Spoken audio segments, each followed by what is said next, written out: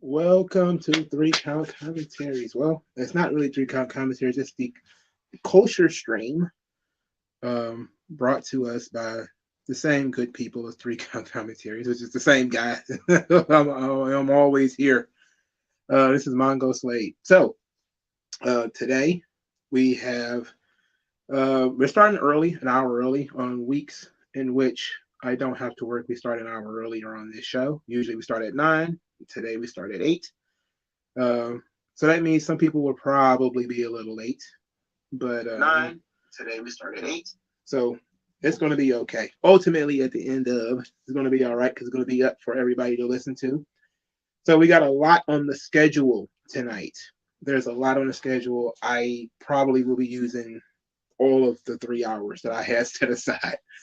Um, so the itinerary, we're going to talk about Thriller, which turns 40 years old. Michael Jackson's uh, album Thriller. That's going to be our first and our main story for today. We're also going to do our Bleach and Inuyasha catch ups. We're going to talk about Record of Ragnarok, the manga series that I want everybody to go pick up because there's something I really want to tell you guys on Record of Ragnarok because it's very good. We're going to talk about the Green Ranger, Jason David Frank, RIP to the Green Ranger.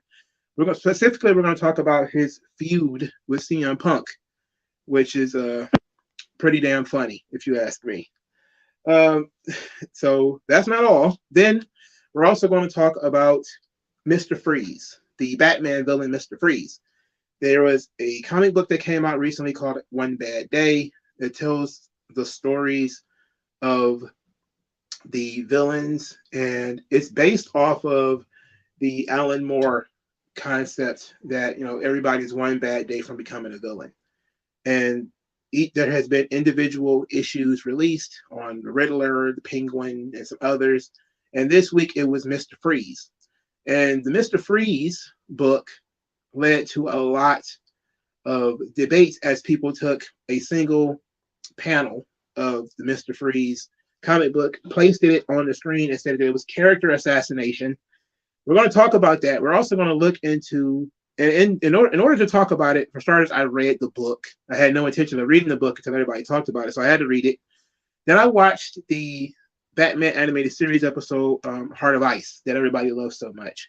And we're going to compare and contrast the characterization of Mr. Freeze in both books. But I'm also going to explain why I do not believe that it was a character assassination in the One Bad Day series. I understand why people would think that, but we'll talk about later why I don't think so. And uh, that should be it. I had also planned to talk about the very end of Deadly Class, which I didn't know it was the end until I read all of chapter volume 12. But now Deadly Class is over. I think I want to do an entire thing on Deadly Class on its own, so I may not even talk about that here, even though it's on the itinerary.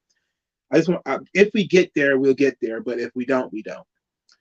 So the first things up is Thriller. So Michael Jackson's Thriller was released on November the 30th, 1982. It was ended up being an absolute classic album, full of hits, and just rewrote essentially the music industry. It was like a meteor crash into the music industry, but it didn't start out that way, of course. Michael Jackson was pretty well known as a member of the Jackson Five, the youngest of the member of the Jackson Five. He had come out his first solo album in 1979, which was called Off the Wall, which was a little bit more of a disco album, but it was still very good in my opinion. Off the Wall was an awesome album, but Thriller was far and away a completely different body of work when it comes to experimentation with things like rock music, um, and some of the themes that go through the album. It was tremendous, and it was set the standard essentially for pop and in some ways rock albums as well for that day forward and for the next 40 years. They continue to re-release different versions of Thriller. Uh, they released a Thriller 40th anniversary album filled with um, cuts, demo songs and different things like that. So you get to hear a different version of Billie Jean with different lyrics, and it's put in a different way because of Michael Jackson and how he put the songs together. To me, I don't ever buy these extra versions of things. I think I made the mistake of buying the Thriller. It might have been the 30th anniversary. It was an extended version of the album, and I didn't really like it. To me, it feels like you add filler to the album. You just add garbage. Like the song album is 9 tracks. 7 of those became singles. You know, so the man knew what he was doing when he put it together. Like he knew what he was doing. He had the right idea. None of this stuff um, did not, like it's nice to have, but we don't really need like reference tracks, all that kind of stuff. Like, I don't know if we really needed all that. To me, that stuff is better for DVDs and documentaries and stuff like that, not to be re-released in album form. Uh, to me, it takes away some of the magic.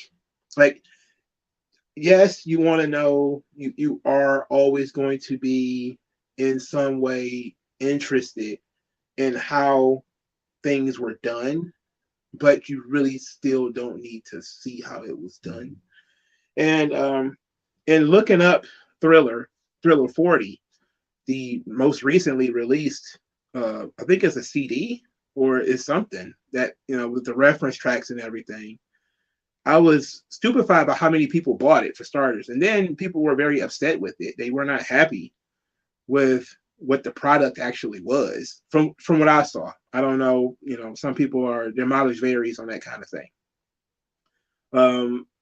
But ultimately, continuously re-releasing reference tracks and cutting floor material, it just doesn't seem like you're really adding to the work at that point. It seems like you're distracting from the work at some point.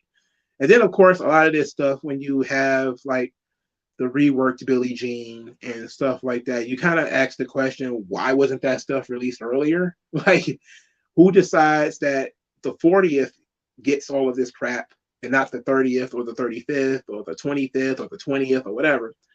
So a lot of this stuff is just kind of excess to me. It seems like they're adding excess to Michael Jackson's product, which seems to me it's unfair as far as I'm concerned. And plus he's been dead for several years, so a lot of this stuff was never meant to be heard. I feel the same way about a lot of the Tupac material and the Biggie stuff that they put out, which was cutting floor material. A lot of that stuff was never meant to be heard. For obvious reasons, it was unfinished. So I feel like an artist, knows what they're doing, and it's not really fair, to me to put some of that stuff out there if that's not what they want, if that's not something that they are all that interested in. So I really stay away from posthumous albums completely anyway. I have a deep hatred for posthumous albums. They are pastiches of material that the guy made while he was alive, he or she, while they were alive, added with other junk that they probably didn't want out there. That being said, Thriller as an album, of course, destroyed a ton of records. Also set a lot of standards too. So we're going to go through a lot of this stuff right now. We're probably not going to spend an hour on it.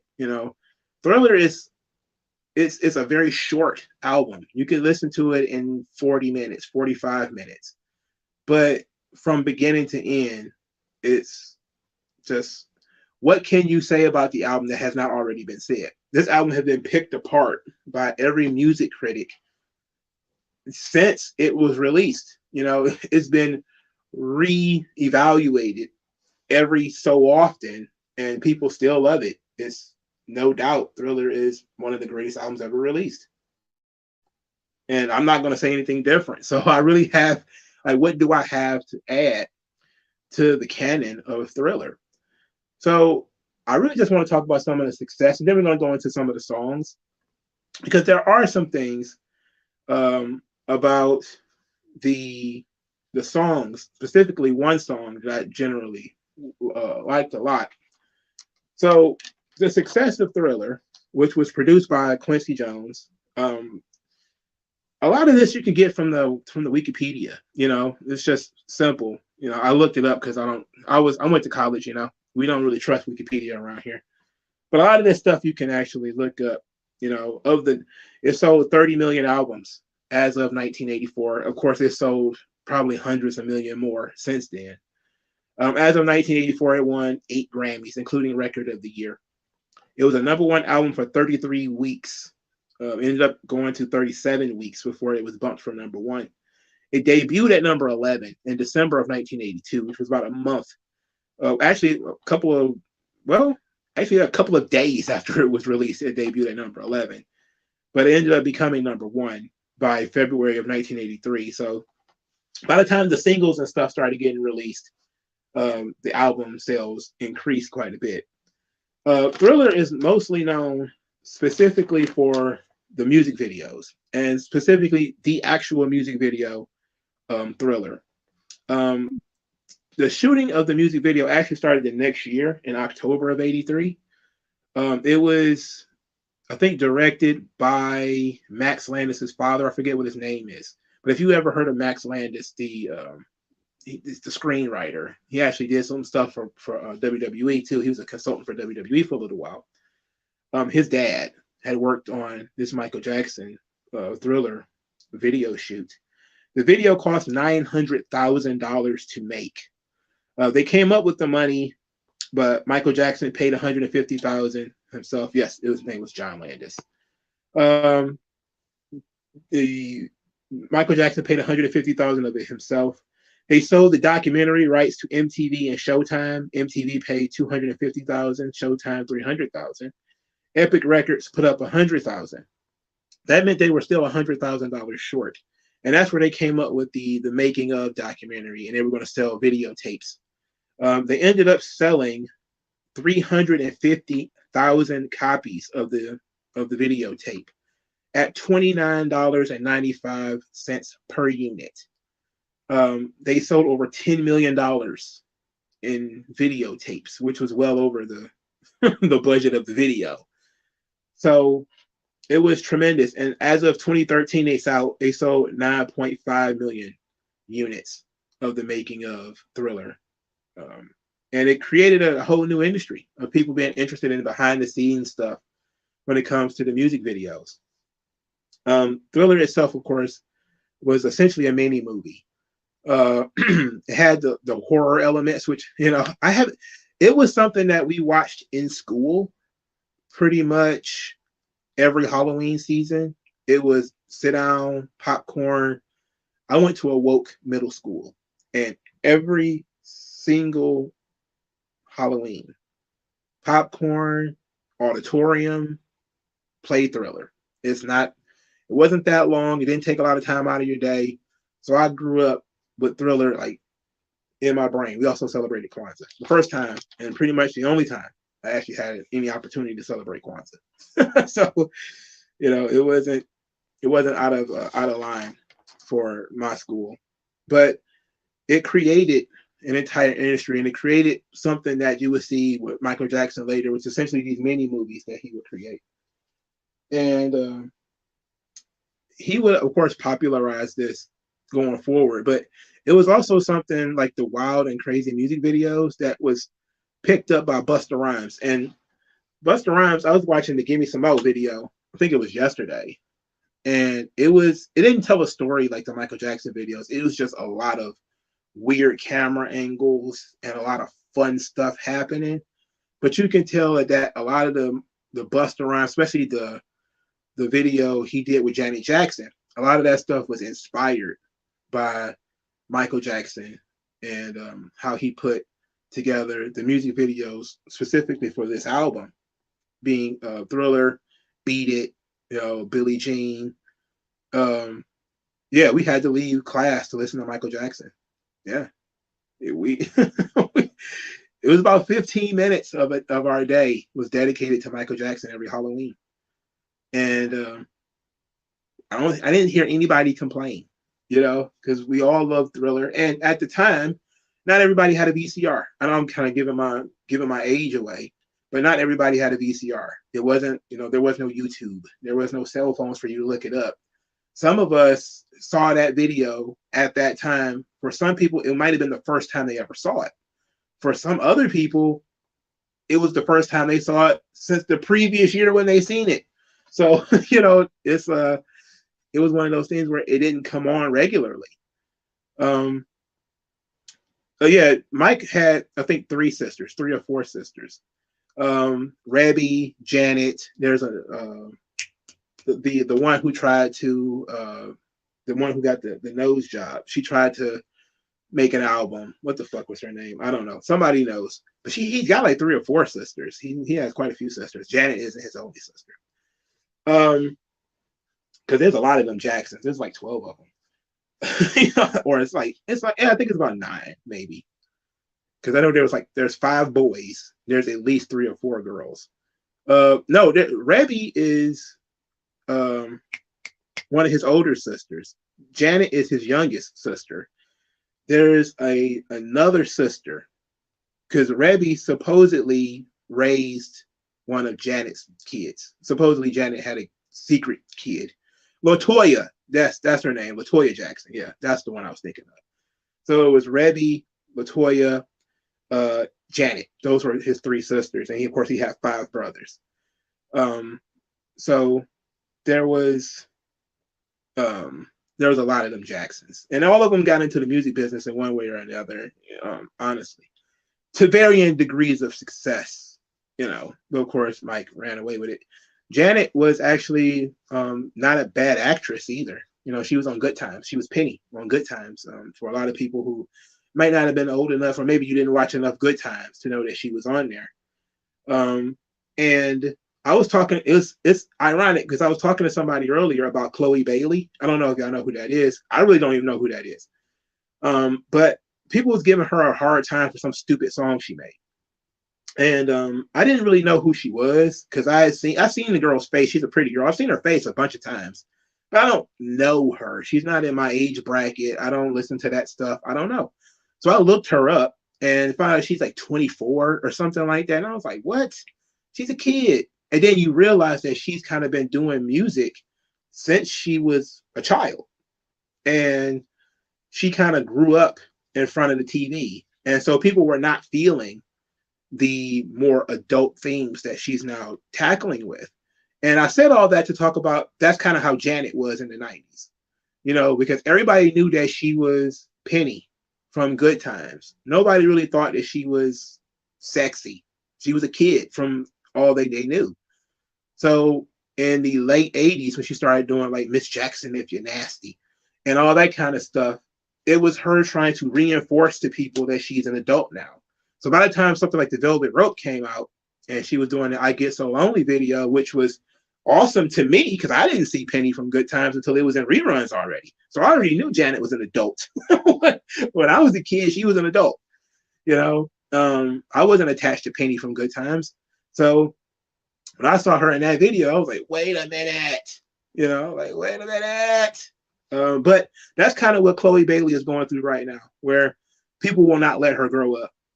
She's trying to do something that's a little bit more mature, but if they are fans of hers, they've known her since she was a kid, and she's kind of growing into something different, and they kind of feel like, nah, that's not really you. But she's exploring. She's like 24 or 25 years old. And at that point, Janet would have been around, I don't know, she probably not have been in her early to mid 20s in the 90s, but she was still trying to figure out who she was too, And I know for a long time, her and Michael didn't really do anything together until she was firmly established on her own. That's when they did Scream and stuff like that after Janet had essentially established herself. Because she was like the one Jackson who didn't really want to ride his coattails. So to get back to to Thriller, the music videos, he would continuously make these mini movies And so they're basically like extended plays.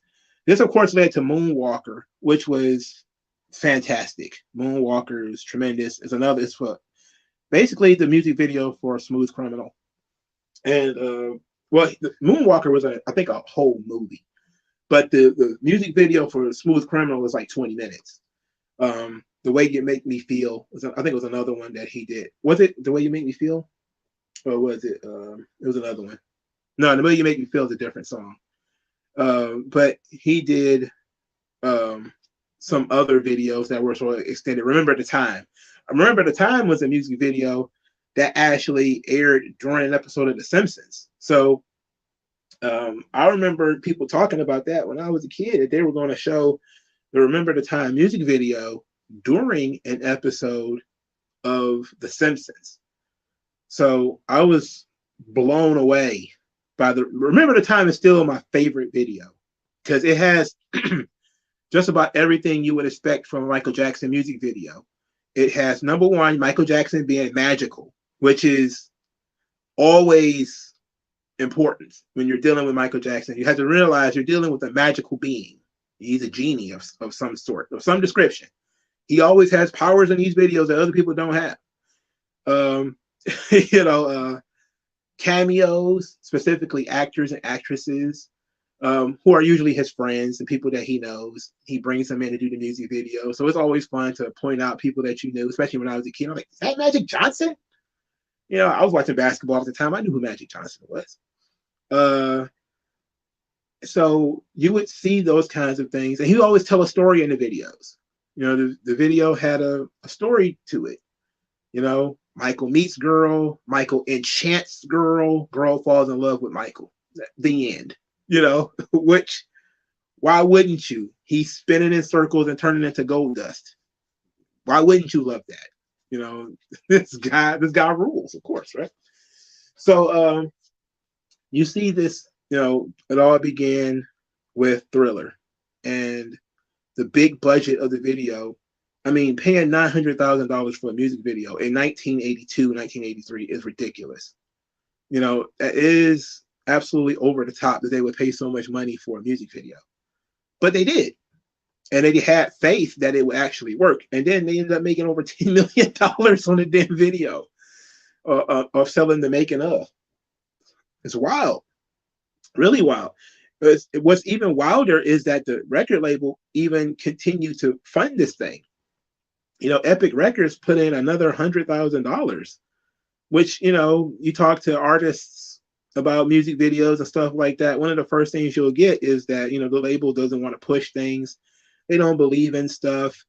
They don't want to get behind it. And you realize that it cost them more to make the music video for Thriller than it did for them to make the album Thriller. The video cost $900,000. I said that a couple of times. The budget for the album was $750,000. So it cost them more to make one video than it did for them to make the entire album. And it still made tons of money. The Thriller music video was a monster. The video alone was, it led to over $1 million in sales. So the album had already been out for a year by the time the song Thriller was released. And it was the last single from the album. So Thriller was the last single. The video drops. Everybody is in love with the video. They sell another 1 million records. So it went like 34, 35 times platinum, which is insanity. All right. It's one of the highest selling albums of all time. And it continues to sell because people continue to be born. And you have to understand that these people were so ambitious that I read an article that said Michael Jackson took a shower, and in the mirror, he wrote 100 million for how much he envisioned Bad would sell, because he thought Bad would double what Thriller was doing. So that means Thriller did 50 million at least. And this was before he had even began, selling Bad. I think he had probably already made it, but it wasn't for sale yet. So he just was a perfectionist who was not happy unless he was topping his previous work. But Bad got, Bad was not as successful and wasn't as beloved as Thriller. Thriller is an undeniable thing. Somebody said they don't like Thriller, they just don't have ears. Like you, you just, there's people who like, I was surprised. Like, I remember when I first started delving into like the YouTube stuff, that somebody like Razor Fist would even like Michael Jackson, let alone be one of the biggest proponents of how awesome Thriller is. And I was like, holy shit, like somebody like that who I don't even think listens to, like, I would, if I was to look at his MP3 player or something like that, it'd be 90% shit that I don't listen to, 100% white people. But for it to be, and for him to actually not only like Thriller, but to like Michael Jackson's entire discography for the most part, I was very impressed. And that says a lot about, no matter where you live or what your race is, Michael Jackson not only crossed boundaries, but he was cross-continental. And I knew that already because as a kid, I would see on the news, Michael Jackson's making white people collapse in like Scotland and stuff.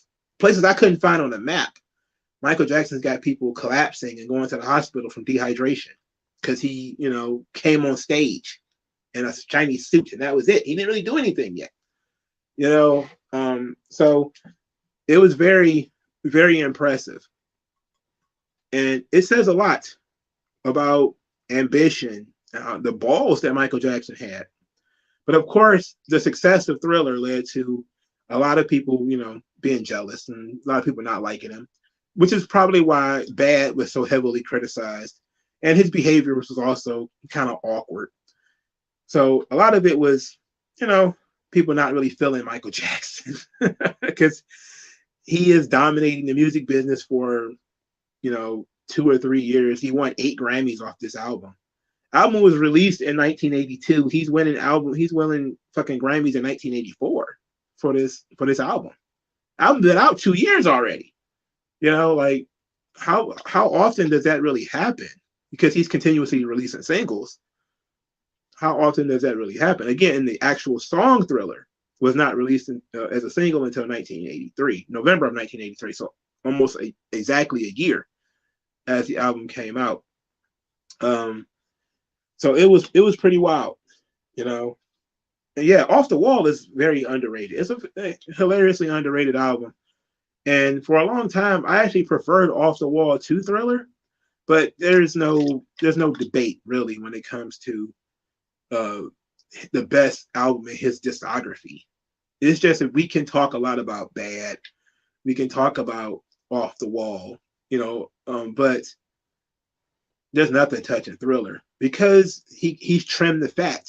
Again, the songs that you loved off Thriller, 90% of them are fucking singles already, and everybody else likes them too. So, Thriller was a motherfucker in terms of success. Disco, well, he probably shouldn't have made a disco album. Let's start about that from the beginning, because the Jackson 5, it was a nice bridge from Jackson 5 to him being a solo artist. I think that's what Off the Wall was, because Off the Wall still has some elements of the Jackson 5 in it. Like Rock With You could have been a Jackson 5 song. It could have been, there are some other things that was on Off the Wall that could have been a Jackson 5 song, but there was nothing on Thriller that sounds like anything he would have made in the Jackson 5, except for maybe The Girl Is Mine, that he may have made that song on when it comes to being a member of the Jackson 5. So he needed that Off the Wall to be that bridge from being child-friendly, somewhat teenage Michael Jackson to becoming a man. He needed that bridge, and Off the Wall was perfect for that. But he had come into his own by the time Thriller was even released. And of course, immediately after Thriller, he's shot into the stratosphere. There's plenty of these crazy stories of Michael Jackson going on dates wearing costumes because he was trying to get away from paparazzi. But people thought he was weird. I forget who he went on a date with, There was a picture of a white woman. I just saw it recently that he went on a date with her, but he was wearing like a costume, like a like a Halloween outfit, because he wanted to escape what people taking pictures of him. And this, of course, led to it was Tatum O'Neal. It was absolutely that was who it is. And he apparently did that stuff a lot. He would often, wear costumes or go into places really late at night to try to escape the paparazzi. He wasn't allowed to have a personal life. This was a guy who was famous from when he was 9 years old because he lied about his age. He wasn't 11 when they started. He was 9. He lied about his age in order to get him a record deal. And a lot of the stuff that he had to deal with was completely abnormal. So he dealt with it in an abnormal way. It shouldn't be too surprising for most people. He didn't have a normal life, so he was not going to have a normal adulthood or normal teenage years. For instance, Billie Jean, one of the songs that he wrote, he talked about it not being about him, but being more so his brothers, that he dealt with a lot of the groupies. It was one of his two famous anti-groupie songs, the other being Dirty Diana, which I looked up Dirty Diana because I like knowing the lore behind a lot of the Michael Jackson songs. I like reading some of the people and what did they think about it. And it was weird seeing people say Dirty Diana was misogynistic, that it was a misogynistic song. And another one was that Dirty Diana was Michael Jackson singing about women that he never met in places that he never been. And I was just kind of like, well, at this point, this was like early 1990s. At this point, I'm pretty sure Michael Jackson has been to a club, and I'm sure Michael Jackson has met groupies. Like when he wrote Thriller, he wrote Billie Jean rather, he talked about it being a situation in which his brothers would, get caught up with groupies, and then girls would say that they were pregnant. So that was the general idea behind Billie Jean. It wasn't about him, but Dirty Diana was a little bit more personal, as it kind of was about him.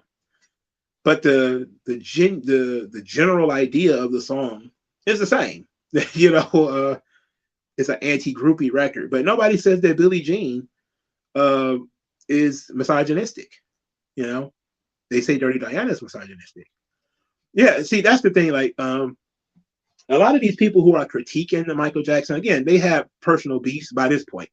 By the time Bad came out, people had reasons to not like Michael Jackson, or they were inventing reasons to not like him. So I always thought that was very interesting. Like, I read that and I was like, what? How do we know that Michael Jackson never met any Dirty Dianas? I've met Dirty Dianas, and I'm not Michael Jackson, but it was a general idea that Michael Jackson didn't drink, didn't smoke, didn't hang out, and he was a recluse who lived in a magical fairyland all on his own, so he never really met human beings and all this kind of stuff. And while a lot of that was true, he had plenty of celebrity friends. He hung out with celebrities all the time. He would often go with celebrities to places. Diana Ross used to take him to places that he probably shouldn't have been. For a long time, people thought it was about Diana Ross, and it wasn't. But Diana Ross takes him places that he shouldn't go. But yeah, it made sense that he would make a song like Dirty Diana because he knows what's going on. And he grew up in a very religious household too, as WG Phil is talking about here. He grew up in a Jehovah's Witness household, so a lot of that stuff was weird to him. A lot of the club life, which seemed normal to the average person in 1980, whatever, 1990, whatever. But Michael Jackson had been a music machine since he was 9 years old. That stuff was the smoking and the drinking and the partying all night. That wasn't his thing. But he knew people who did that stuff. And that's the stuff that he wrote about. He wrote about things that either he experienced or other people experienced. And it's always funny to me that people criticized him for Dirty Diana, but not for Billie Jean. But Billie Jean is a very simple song. You know, it's all in the lyrics. There's nothing special, too special about it outside of the lyrics. But the music video is tremendous. Because you got the paparazzi following Magical Mike around as he lights the street up under his feet. You know, as he dances in the street, he's by himself. So that's a pretty good symbol right there. Is the loneliness of being a celebrity, where he's walking the streets by himself. He gives some money to a homeless man. The homeless man lights up, and all of a sudden he's you know, rich and all this kind of stuff. He's able to change people's lives. You know, so that's the imagery that he's giving you in the Billie Jean music video. Is that everything he touches lights up. You know, he touches the street, it lights up. He touches the garbage can, it lights up. You know, so he gives you this sort of idea that he's this hit maker. You know, he's a celebrity, and Billie Jean, if he touched Billie Jean, she would light up, right? She would glow, what they call pregnancy, right? She's glowing. So that was really great symbolism for the music video. You see Mike walking the street by himself, you know, with his little jacket slung over his shoulder, and you kind of get the idea that he's a lonely guy, but he has this ability to light up the world around him. And now these people are trying to get something out of him, you know, and the paparazzi is following him, taking pictures. And as he goes into Billie Jean's house, there's a paparazzi guy in the window snapping pictures. And as he gets into bed, the bed lights up and the paparazzi guy's snapping pictures.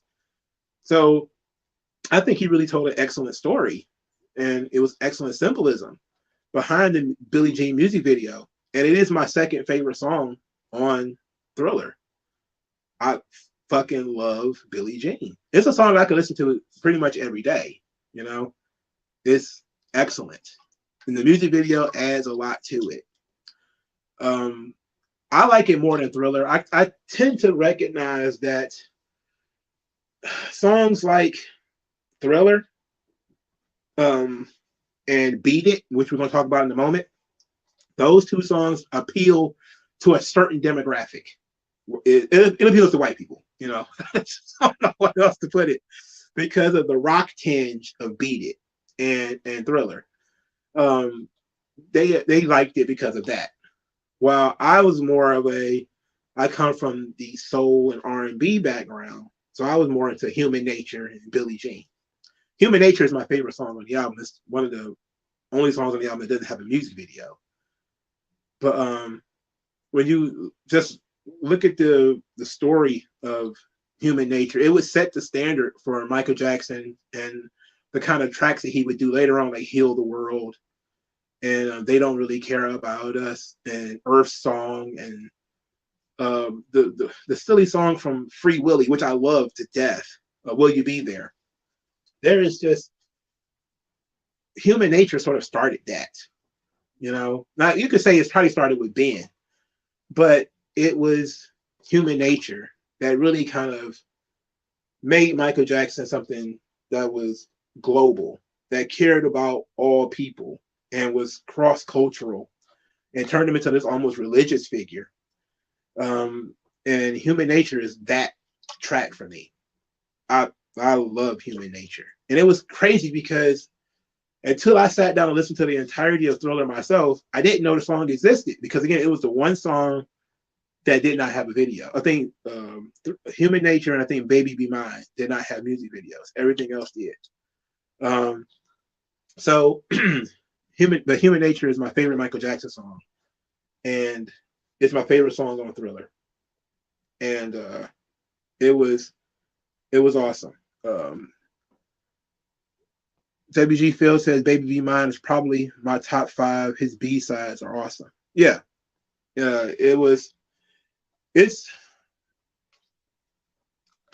put a lot of thought into these. The B-side tracks, people used to think them as throwaways. It was kind of there as sort of filler. They weren't meant to be singles. They was just sort of there.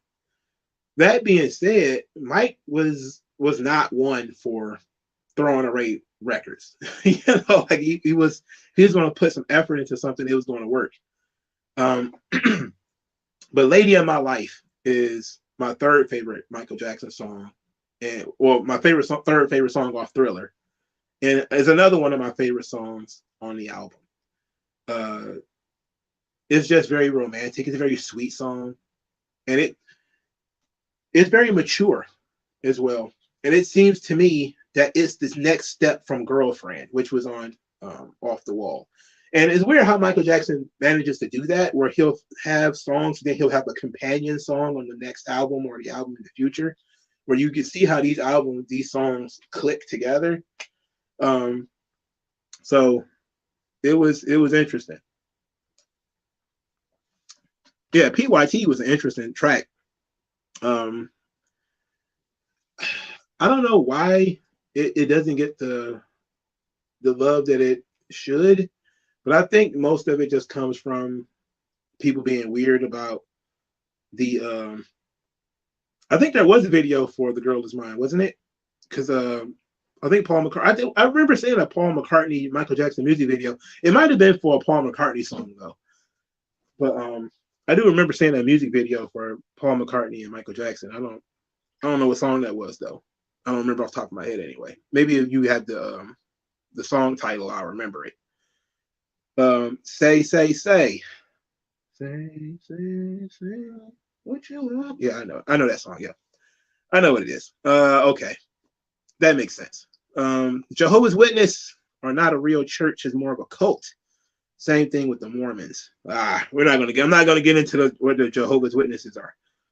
I'll just say that's what Michael Jackson grew up in because I think that's what his mama is. His mama's a Jehovah's Witness. So that's the lifestyle he grew up in, not celebrating his birthdays. And that was something that they dealt with being abnormal, and they had to deal with that. And people took that into account, I think, later in his life. But in the 80s, they were just kind of like, this guy's a nut job.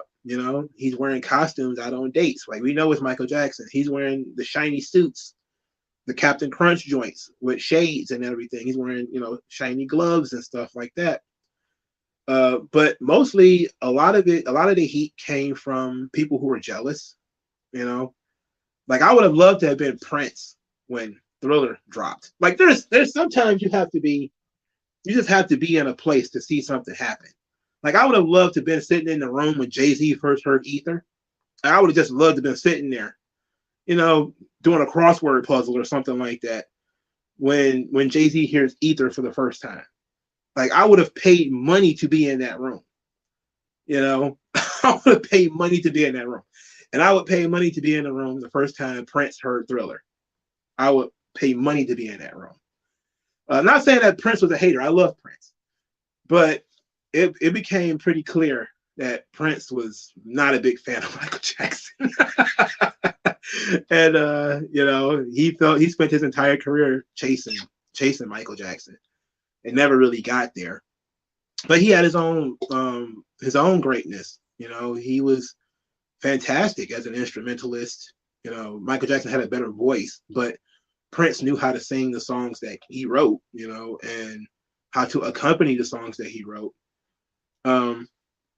So it was an interesting scenario, but I would have loved to be there when Prince first heard Thriller, because I know his brain was probably just exploding.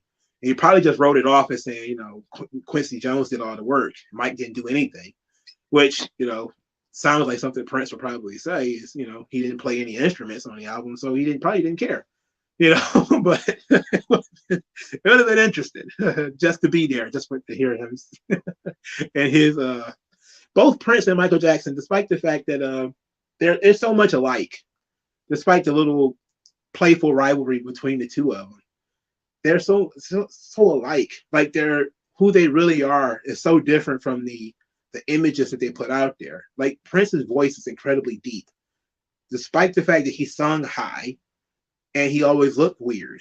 Like I used to call him Auntie Prince, and even when I was a kid, I used to call him that because he used to look like my auntie. I had an auntie that looked like Prince, except for he had like the mutton chops and all that kind of stuff. He had the beard and everything, and I was just kind of like, but their outward appearance was so different from who they really were. And it was crazy.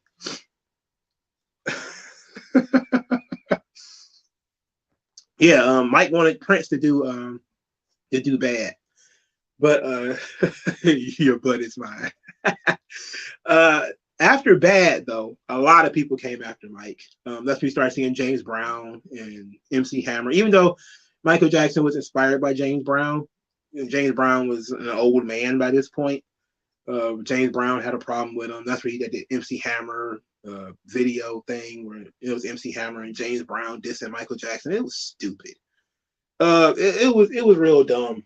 It was quite frankly the dumbest shit. And I grew up in that MC Hammer era, and I didn't really get it at the time that it was a diss. But like when you get older and you watch those videos again, just as nostalgia, you'll be like, why is this motherfucker coming at Michael Jackson? Why is he doing this? He's MC Hammer.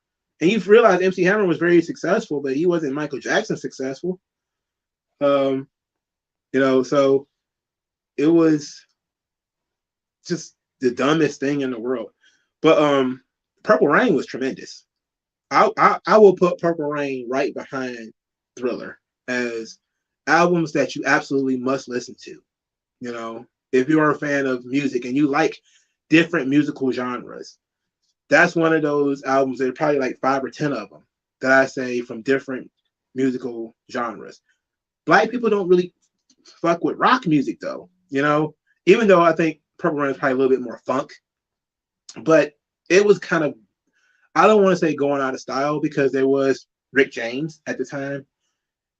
So you still had, people doing the funk, stuff going on in the late 80s, but it wasn't nearly the same as what they were doing, what Michael Jackson was doing. Michael Jackson was doing something completely different. He was doing 3 or 4 different genres on his albums, So he didn't have like a central, he had a central theme sometimes, but most of the time he was just, making experimental music and doing his own thing, while Prince this was his genre. He owned that bitch, and he was better at it than most people, Rick James is tremendous too.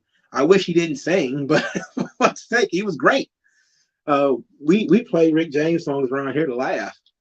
Like I remember I was drunk and I sang, we were saying Ebony, what was it? It was Fire and Desire. Me and my ex-girlfriend was drunk singing Fire and Desire. And it was fucking hilarious. Yeah, MC Hammer was nuts back then going at Michael Jackson. And I was kind of like, wow. Like I know he was successful. I'm like, wait a minute. They weren't stopping The Simpsons to show fucking videos of MC Hammer. You need to chill out, bruh. But it was hilarious though. It was a wild thing that to have occur on television, and so many people. Michael Jackson did do songs with Eddie Murphy. He helped Eddie Murphy with that. What was that song he made in the 80s? I talk faster than I think. Funk is the closest thing Black people listen to rock. Don't know many Black people that listen to any kind of rock music. That is true. And that's a problem, because when you try to tell people that funk is the base for a lot of the West Coast rap that they like Snoop Dogg and Dr. Dre, and a lot of that stuff is based off of sampling funk music, they still don't care. Like if a Negro is playing an instrument, 9 times out of 10, other people ain't trying to hear it. And that's incredibly sad. But I grew up as a fan of like Earth, Wind, and Fire. Grew up Sly and the Family Stone, even though these people were old at the time. But my mama listened to it. My mama loved blues. My mom was born in the 50s. No, not she was born in the early 60s. So, and she's from the country. So she loved like the blues. So all of her favorite singers, with the exception of maybe Johnny Taylor, played an instrument.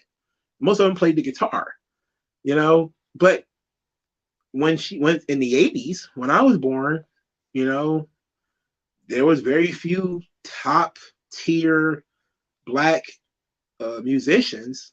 There was very few left. There was basically Prince and Rick James, and that was essentially it.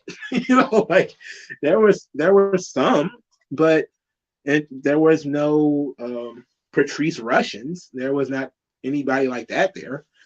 So no virtuosos other than Prince. Prince was a virtuoso, could play everything, you know. But people just kind of like shrug on, you know, they liked Prince, but they didn't go out of their way to like Prince. But you know, black people did a lot for rock and roll music, and a lot of other black people just don't appreciate it, you know. And it's the same thing with black. It's always been a thing when it comes to black music where we make stuff and then we get bored of it and get rid of it. Like, you know, we used to do gospel songs. I'm not saying we created any of this stuff. I'm not going to get into that. We did create the blues, though. That's absolutely true. And jazz, we created those two things. Everything else, you could put an asterisk next to it. But when it comes to the blues, you know, that had its time, and then it morphed into jazz, and jazz had its time, and then it sort of morphed from there to sort of a, well, of course, I think the big bands was in the 20s, I believe, but that was after gospel, you know, and that was after the blues, because the blues started in maybe the 19 teens. But of course, a lot of this stuff wasn't a lot. The interesting thing about the blues is because black people were learning how to play instruments that they had never had any kind of contact with before, but they didn't write songs. So you would have a black blues musician, but he would never actually write his own tracks. So he would just perform, and he would basically do it on the fly. And that's pretty much where jazz comes from, is that black musicians didn't know how to read music and didn't know how to write music. So as the different forms were coming along, they became a little bit more professional. Like by the time Jimi Hendrix and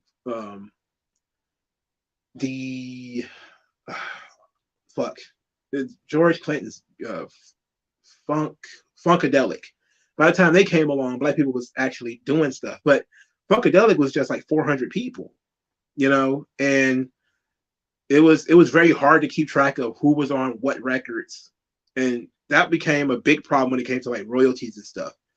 Most people didn't even know who was going to be on a Funkadelic record, you know, and then they split the band. The Funkadelic was the second part of that band, and they were all just having jam sessions, and it was crazy.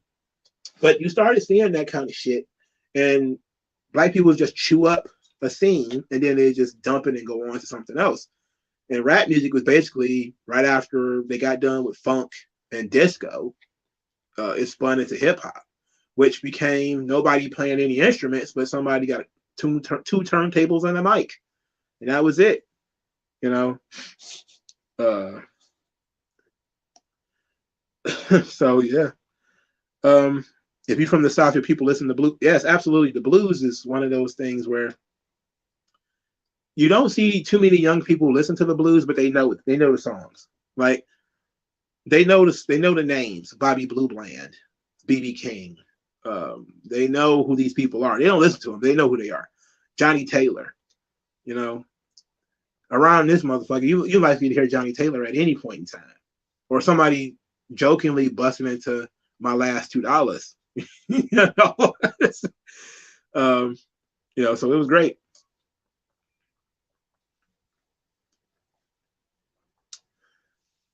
That was part of it, you know. Not being able to market a black musician was part of the problem, because they will always do. They did movies about this stuff, you know. What the fuck is that movie? Not the Jackson movie. 5 Heartbeats. They would do movies like that kind of stuff was real. They would change the album covers, and they would basically have black musicians sell their songs to white musicians and stuff like that. There was all kinds of under the table stuff. But in the rough era of the music business, you could get away with a lot of stuff. Like there's this story about Johnny Taylor, the Johnny Taylor everybody knows, that he stole bookings from another guy named Johnny Taylor, because nobody knew who the guy was. Nobody knew what he looked like. So Johnny Taylor of Malico Records, My Last $2, Johnny Taylor would show up at these shows and basically steal his bookings. And there was quite a few instances of stuff like that happening, where, you know, a guy like a Elvis would hear a black musician and then go and appropriate his stuff. Of course, that happened. It will also happen that other black people will appropriate your shit, steal it, or people will try to steal credit. And then, of course, before the business part of it got real screwed up, nobody knows who any of these songs are owned by, and any of that kind of stuff, and who played on the song, and how much of the song was written by who. And there's still problems with stuff like that. They're starting to clear it up a little bit more now as the business is getting a little bit more professional. But I remember it being in the 90s, it being a big deal about whether somebody who gets sampled gets writing credits. Of course, they ended up giving people writing credits if you were sampled. But for a while, they weren't doing that. You know, for a while, you would get sampled and you wouldn't get a writing credit. And then if you did you wouldn't get royalties probably if you didn't own your own masters. So you might get a writing credit, but you're not going to get any money, because you don't own your own masters, because you sold your masters to the record label, or you never recouped and never bought them back or anything like that. It was nutty. Like it was a lot of crazy stuff going on in the early days of the music business, and people was getting away with a lot of foul shit.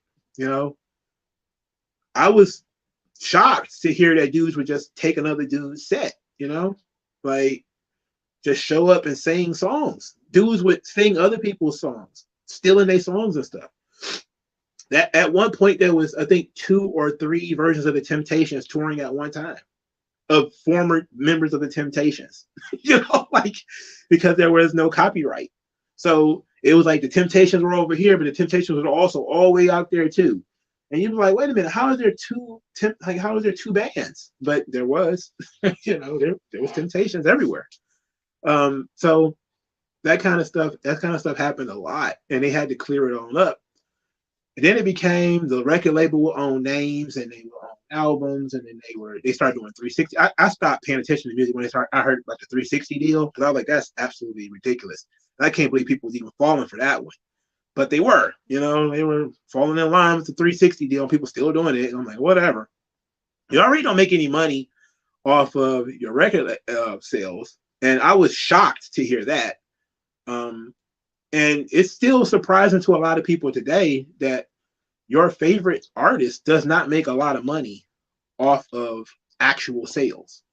And I remember being something that it became a reckoning in the 2000s with Dipset. So what happened was, it was Dipset and it was D-Block. So it was a thing where they were dissing Dipset because Dipset had, I think it was Joel Santana on Def Jam. You had Cam was doing something else on a different label, but you had Jim Jones on this sort of shitty indie label that ended up being one of the most Koch Records, which ended up being one of the most famous indie labels of all time. And people used to make fun of him because he was on Koch. And it was the same thing for Sheik Luch, who was on Koch Records. While I think Jadakiss was on Def Jam, and I think Styles P was on Interscope. So two of the 3 members of the Locks had major record deals, while Sheik had an indie deal. And people used to make fun of them for that. And they used to have to explain in like these magazines like Double XL and The Source and stuff like that they get paid more money per album sold on Koch than they would at Def Jam or Interscope. So they would sell fewer records, but they would make more money on the other end. So when you had Jim Jones on Koch, and then he has crunk music that sells a ton of fucking records, it ain't Def Jam, so he's making a lot more money off that. And it really kind of left hooked some people, because they was like, wait a minute, we was making fun of these dudes for being on the independent record labels, like, ha ha ha, you can't get a deal.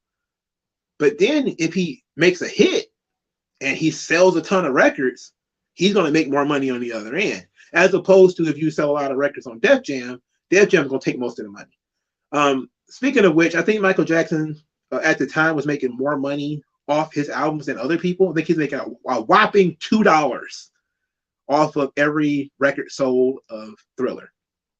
$2.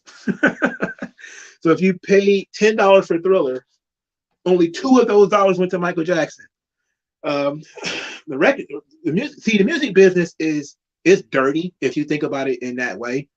But I've seen people like Russell Simmons, and I understand what he had to say when he says that a lot of that stuff goes into marketing and promotion, and guys coming to him dead fucking broke, not having any money. They can't pay for studio time, so the record label has to pay for it, and then you got to pay the guy back.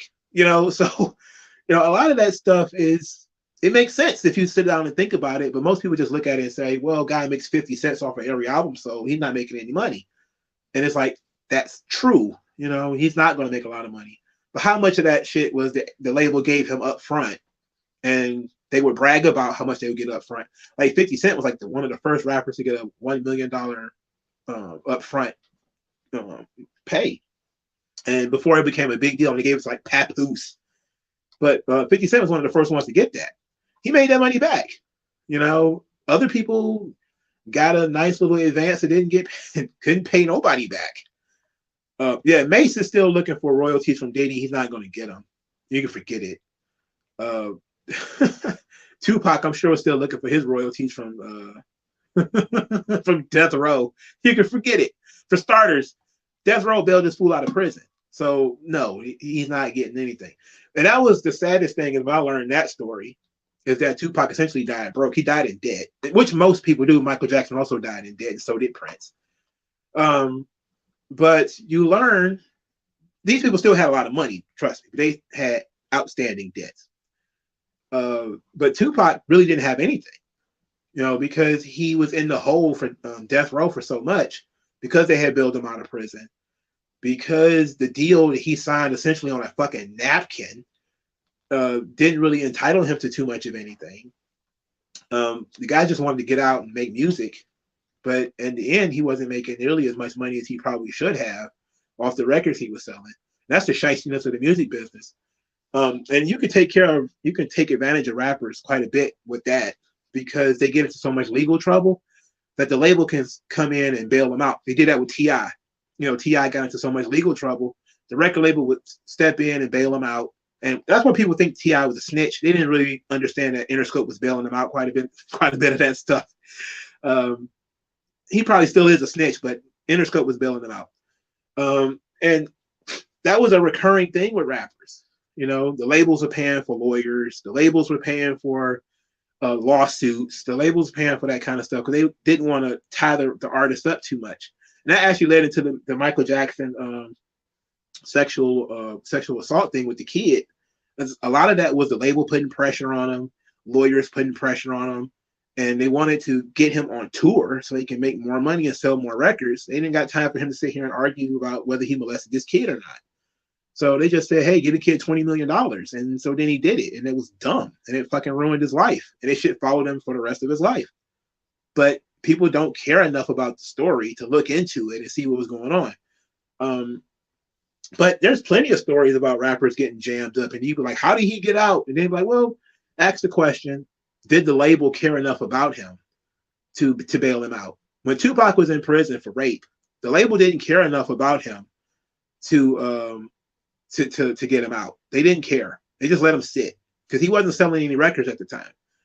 Tupac, before he went on death row, was not huge. He wasn't that big. He was somewhat successful. I think I Get Around was somewhat successful. I think Me Against the World was somewhat successful, but it wasn't nearly what All Eyes on Me and all that kind of stuff would become.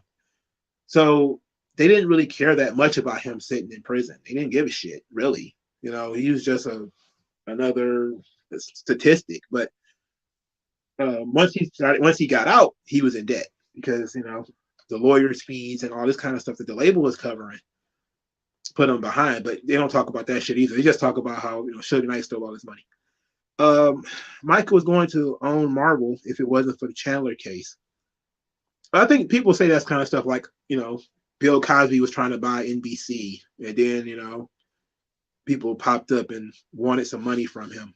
I don't know how true that stuff is, but I know he was really trying to go legit. But I think a lot of the heat from Michael came, he started buying other people's masters. Like he bought the Beatles masters and Elvis and shit like that. People got an attitude about that. And then the label started to sort of fund the campaign against him, which was another underrated piece of business when it comes to Michael Jackson and his image.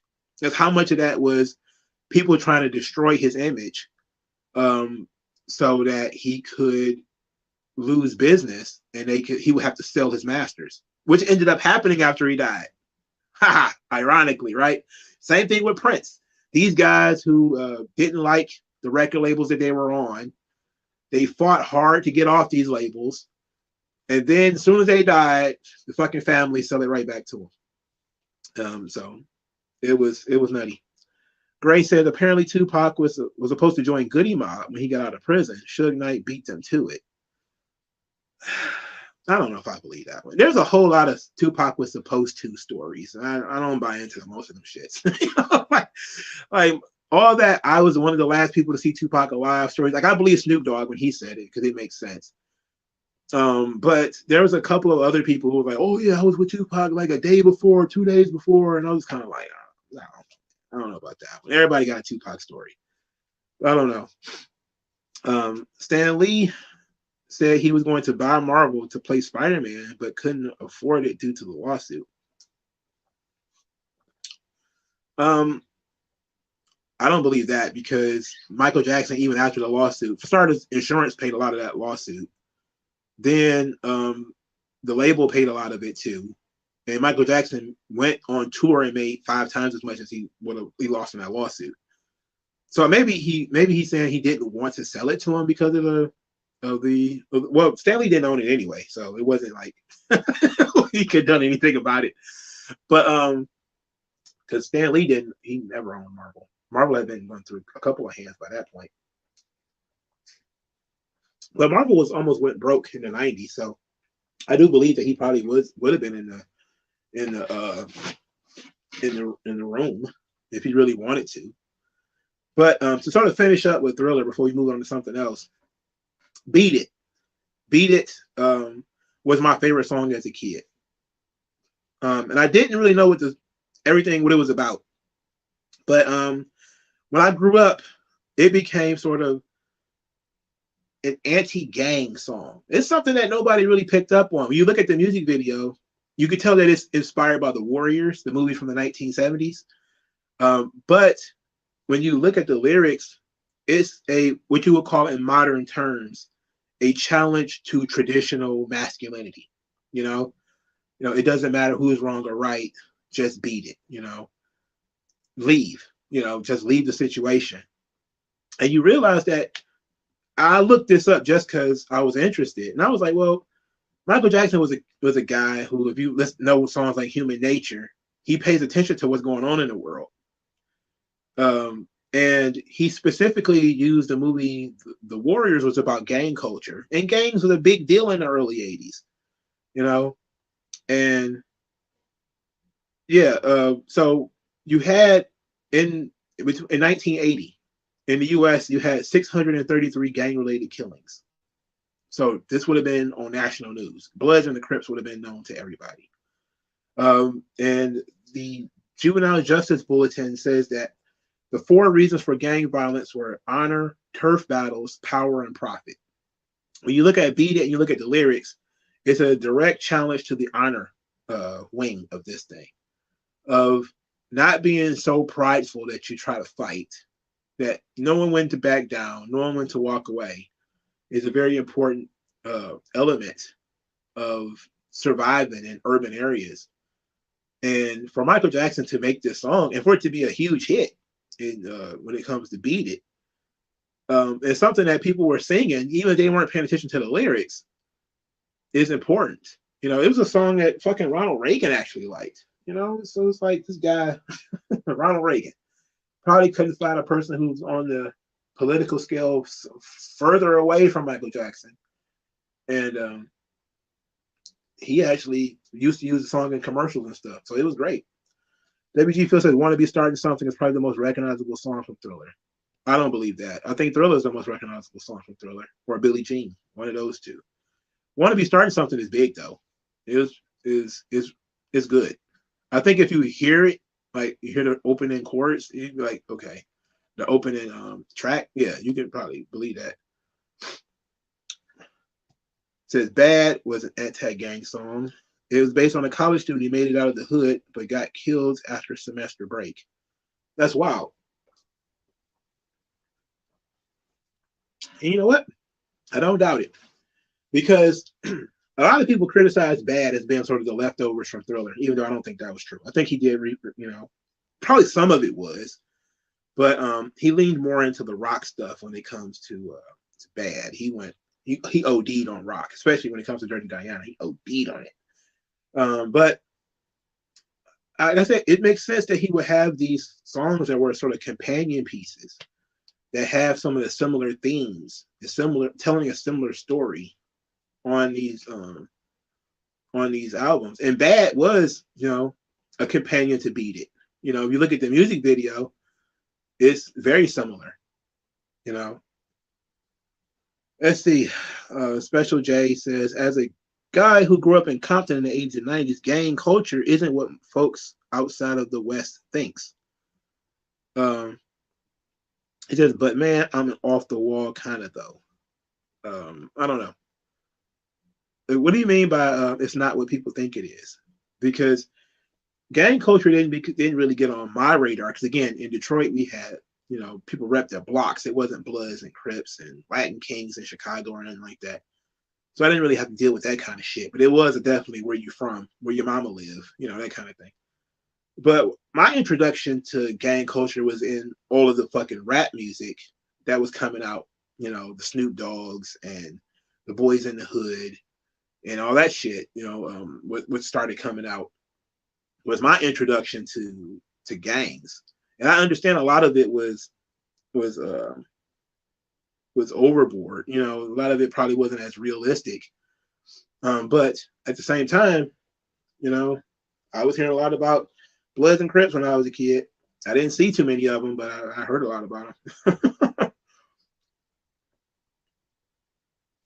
But it was interesting that he did it in a way where Mike, when it comes to being anti-gang, that he didn't really call out gangs.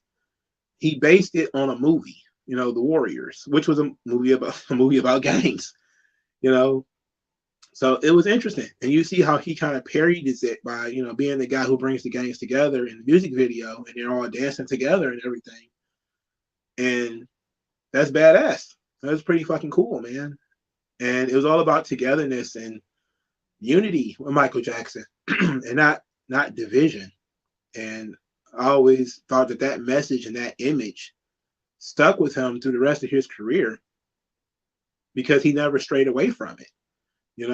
He never strayed away from it. I think that's part of the reason why he never really leaned so heavily into the race stuff, which is what everybody wanted him to do. Everybody wanted him to lean more heavily into the, race junk, but he was always more, why be divisive when you could bring everybody in, So I always loved that about him and his image, and it felt natural. It didn't feel like something that was manufactured. WG Phil says, Beat It is my number one song from Mike, probably the first song I listened to. It's certainly one of the first music videos I've ever seen. I think one of the first music videos I've ever seen was Beat It. I was born 2 years after this album came out, so I was not sitting and watching these videos, but I remember when we had bootleg cable, I used to see the Beat It music video. It was one of the first ones that I've ever seen. And I absolutely love Beat It.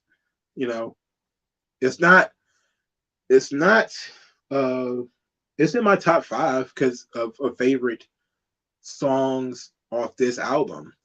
But Michael Jackson songs, period, I don't know. Why You Want to Trip on Me is my favorite Michael Jackson song from Grace. I appreciate that. That's a pretty good one.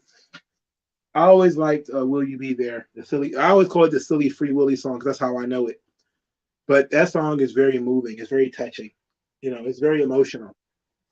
And I think that he went to church on that joint for it to be a fucking song for a soundtrack. He kind of went kind of hard on that. And I like Earth's song too. But nothing would be able to beat Human Nature for me when it comes to Mike. And I like Get on the Floor too from Off the Wall.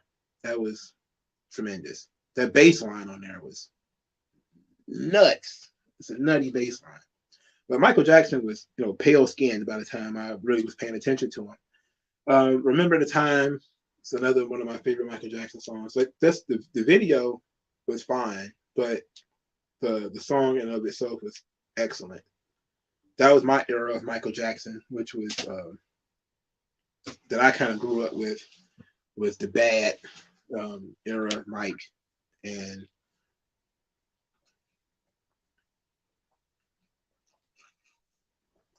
so that era, that early 90s Mike was more my thing.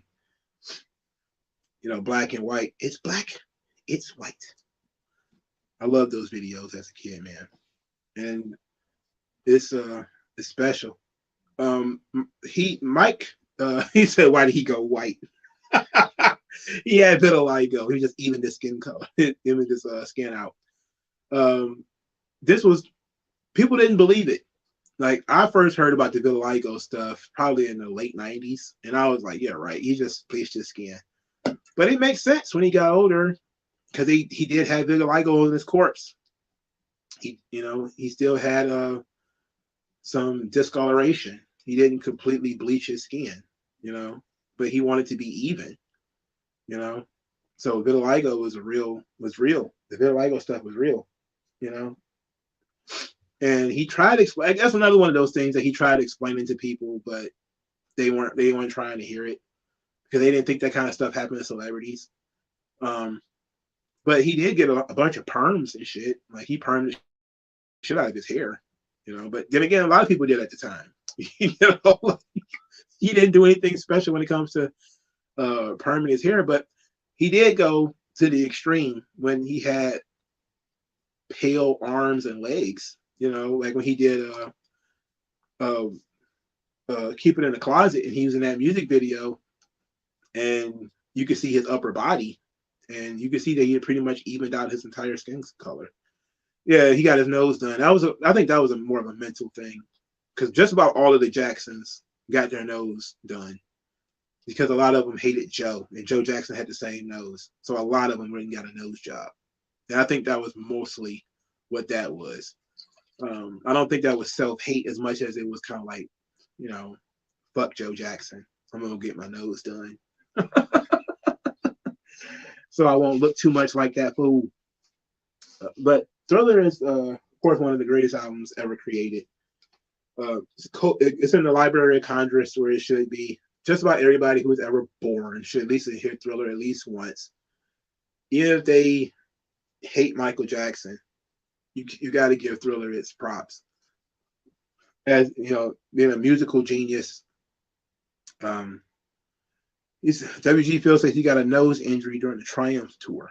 I never heard about no nose injury. I know he got burned, but that was like a Pepsi commercial, and he ended up getting some kind of skin grafts or something like that after that. But he did a lot of surgeries that were probably unnecessary. But it's very interesting, because Michael Jackson was the epitome of drug-free, alcohol-free. Nobody thought Michael Jackson even hung out. And then what he died of was absolutely frightening, because it just goes to show that people have silent problems that you don't know anything about. And he continued having weird behaviors, and that didn't help much, that people were focusing a lot on his weird behaviors. Like, the white kids, and they have never been anything other than white. Like, you would think if they were really his children, they would have had some brown spots, or they would be brown in some way. But no, those kids were like 100% white. Even the ones with different mothers. Like, how did this keep happening? I don't know. And I'm not gonna lie to you, I have never seen Michael Jackson's children. Even as I sit here today, I've never seen a picture of any of them. I never even thought to look it up. I've never seen it. I've never seen the face of any of his children. But I know they were all white, because I saw them. They were white babies. Shakespeare King says, "What's the story of Joe Jackson?" He was abusive. He abused it. He abused all the kids. So he basically beat all the boys. That's why they ended up being in the band, because he was a perfectionist, and he would abuse them quite a bit. And he was apparently abusive to the entire family. But like when they got famous, almost all of them, except for Jermaine, I think Jermaine has his original nose, but most of them, like Latoya changed her nose, Janet changed her nose. Of course, Mike, changed his. Nope, I've never seen any of the babies. I never. I look after I found out they were white. I was like, I don't understand what I'm looking at this point. I'm just looking at regular white people. Like, I just imagine they all look like Lindsay Lohan or something like that. Um, Janet spoke highly of Joe in her documentary. Well, she might have gotten it less than the rest of them. Somehow that happens quite a bit. The younger ones might not get it too bad because he was always successful. The success started coming in. What Janet is, I don't know how much younger than the oldest one, but pretty much all of them say that he was abusive. But it was weird. Like, I never really thought to look at Michael Jackson's kids. Like, they went out of their way to cover their faces and everything. So I just kind of like, well, whatever. I'll get around to it if I ever see something from them, but I don't see or hear anything about them. So I never thought to look them up. I just kind of I imagine his daughter looks like, don't look like him. So I just was like, whatever. And plus, I never thought they were his kids anyway. So I never really cared, if we're being honest. I never thought the kids were his. Not for 1 minute, I figured he just adopted some children, which is still very nice for him. If he adopted some babies, that's very nice. But I don't think those kids are biologically his. If those kids were to have children, which I have not heard about, would those children be black? Probably not. So I don't think those kids were his. So, we'll find out when Blanket gets somebody's pregnant, I guess, or whatever. We'll see. But until then, I just have no interest in seeing what his kids look like. That whole thing was weird, man. And it was another one of those things where it was like he just couldn't be normal. Like he just couldn't be normal. So it was just kind of like, man, fuck that. I knew them kids wasn't his, man. Like, whoa. Come on. He paid a surrogate to have a baby. That's weird. Come on, nah, man. It was a nanny or some shit. I'm like, nah, bro. Nah, I ain't believe that. I don't believe them kids his. I don't buy into it. I don't think he was gay. I just think that he wanted control. And if he was to have like biological children, he would lose control. Because, the mother would have like a lot of control. But if he could just buy some kids from somebody, then he gets control. And that's essentially what happened. I think he just bought children from somebody. He just adopted them, essentially, and then said they were biologically his. Makes no sense because Michael Jackson is not white, and all the kids are white. All of them. You would think that at least one of them would be like the color of a pecan or something. No, all the kids are as white as Michael Cera. They're all white. It's like, what the fuck? It's not possible. Genetics don't even work that way. All right? Genetics don't work that way. So I swear to you, I don't believe none of those kids are his. And I think that essentially he just said, I want to have some children in this house, produce some, I will, adopt them, say that they're mine, and that's that. And that's what he did. And I don't have a problem with that. I definitely know, he definitely didn't use his sperm. Definitely didn't use his sperm. So when they say it's a surrogate, I'm like, who's the dad? Who is the father of these children? But I don't know. I never really thought about it too much because I was just saying, like, he went out of it. They go out of their way to cover their face, so they don't want anybody to know what they look like. So I was like, I don't care anymore. After like 10 years of that shit, I don't know what any of his kids look like, and I never thought to look it up. But there were stories that Janet had a baby early and was raised by Rebby. That was a story that I heard. I don't know if it's true or not. I don't think it is because people gossip a lot about the Jacksons. So it is what it is.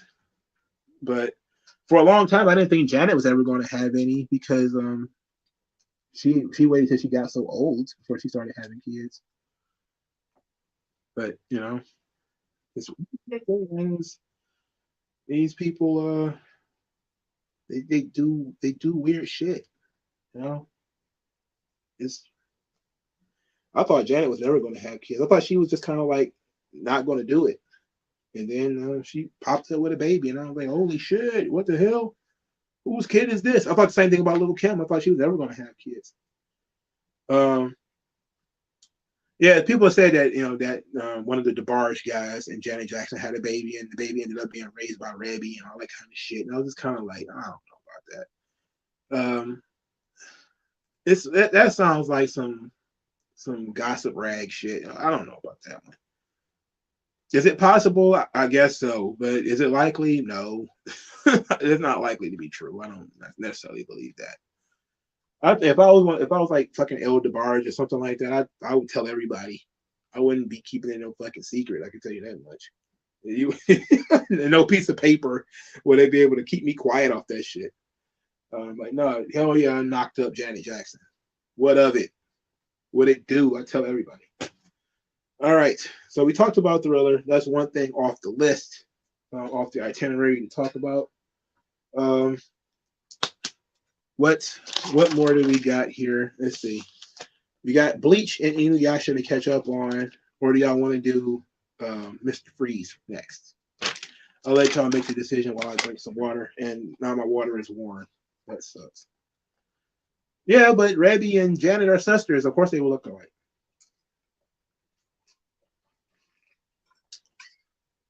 My my my mom has a cousin who looked just like her.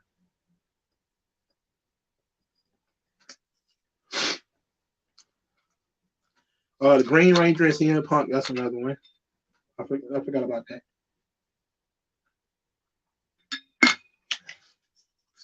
So we got two votes for, we got a bunch of votes for Jason David Frank. So let's talk about that next. So the Green Ranger wanted to fight CM Punk. This was the first thing I thought of, and it's kind of fucked up. This is the first thing I thought of when I heard that the Green Ranger, Jason David Frank, passed away, apparently from suicide, but this hasn't been confirmed yet. To which, let's put this out there. Now, Inuyasha I'm almost done with Inuyasha. So when that's done, I need another thing to binge. And I said I was going to maybe do another anime. And then I said, okay, well, maybe we'll do an American superhero cartoon or whatever. But now I want to throw Power Rangers in there too, because I haven't seen Power Rangers since I was a kid. So I'm talking the original Mighty Morphin Power Rangers, not any of the other stuff, because I don't know anything about that crap. So I'm going to write down a list of once Inuyasha is completely finished, or should I do another anime? Should I do superheroes, or should I do something live action? And then from there, I'll come up with another list of shows that I have access to that I can watch. All right. So we have to go back to the halcyon days of like 2012, 2013, or something like that, of Jason David Frank wanting to fight CM Punk. Now, apparently this whole thing began with CM Punk saying that he wanted to do MMA. Apparently this is where it began. I'm trying to find the very beginning because I kind of I lost it. Yeah, this thing lasted from like 2013 to 2018, so there's a lot of links of them going back and forth. Here's the one from 2013. It's from Bleacher Report. So it's so this is from Jason David Frank of Mighty Morphin Power Rangers. He says, "I love CM Punk. He's a really nice guy." But he did say in his panel, I'm guessing he did a Comic Con, New York Comic Con, that he would fight me. And you can't say that in the fighting world. If you don't mean that, you fight me. Let's get a contract going. I also want to spar with Anderson Silva for a fundraiser, but I don't hear back from anybody. Well, he's out of his mind. He wanted to spar with Prime Anderson Silva. So we already knew that he probably wasn't in his he probably wasn't on his in his right mind, right? So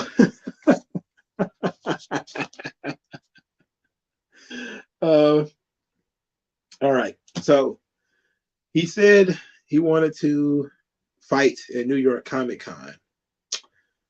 CM Punk then backed down apparently, and then here's I'm trying to find the crazy thing is I didn't have these things in order, which I probably should have. So I'm looking at it. So we know that Punk said at a New York Comic Con that he wanted to fight Jason David Frank, the Green Ranger. Green Ranger then stepped up and said, "Yeah, let's do it. Let's go and fight." Uh, and Punk backed out, um, which is unfortunate.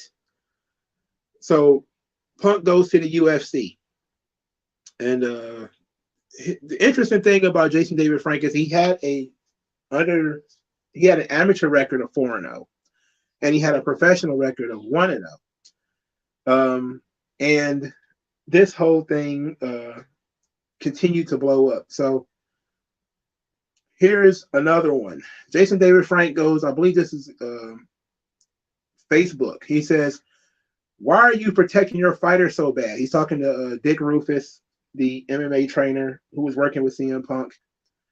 It was Frank. Was it? It's yeah. Wait a minute. It's Duke Rufus. My bad. I'm sorry. So he says, "Why are you protecting your fighter so bad? You know my fight would make so much money. Sounds like he's super scared. I have experience. I have the knowledge. I have the fans. Stop hiding CM Punk. All he does is try to act like you don't know me. He even blocks me. Is he the best in the world? I highly doubt it. Millions of fans around the world want to see me and him fight. Be smart and think about it. If not, then I guess I'm the best in the world. I only want Punk." Duke Rufus then responded, "We are not hiding anything. The UFC gave us a list of options for the fight. Everyone will hear about who Punk is fighting when the UFC releases that info on the venue and the opponent. Good luck with your future endeavors." So he's not interested in fighting. Of course, once CM Punk left WWE, he signed with UFC, and UFC started controlling his bookings. So that's why Jason David Frank was not about to go in there and fuck up the church's money. That was not about to happen. That wasn't going to happen at all. Now, JDF is a legit martial artist.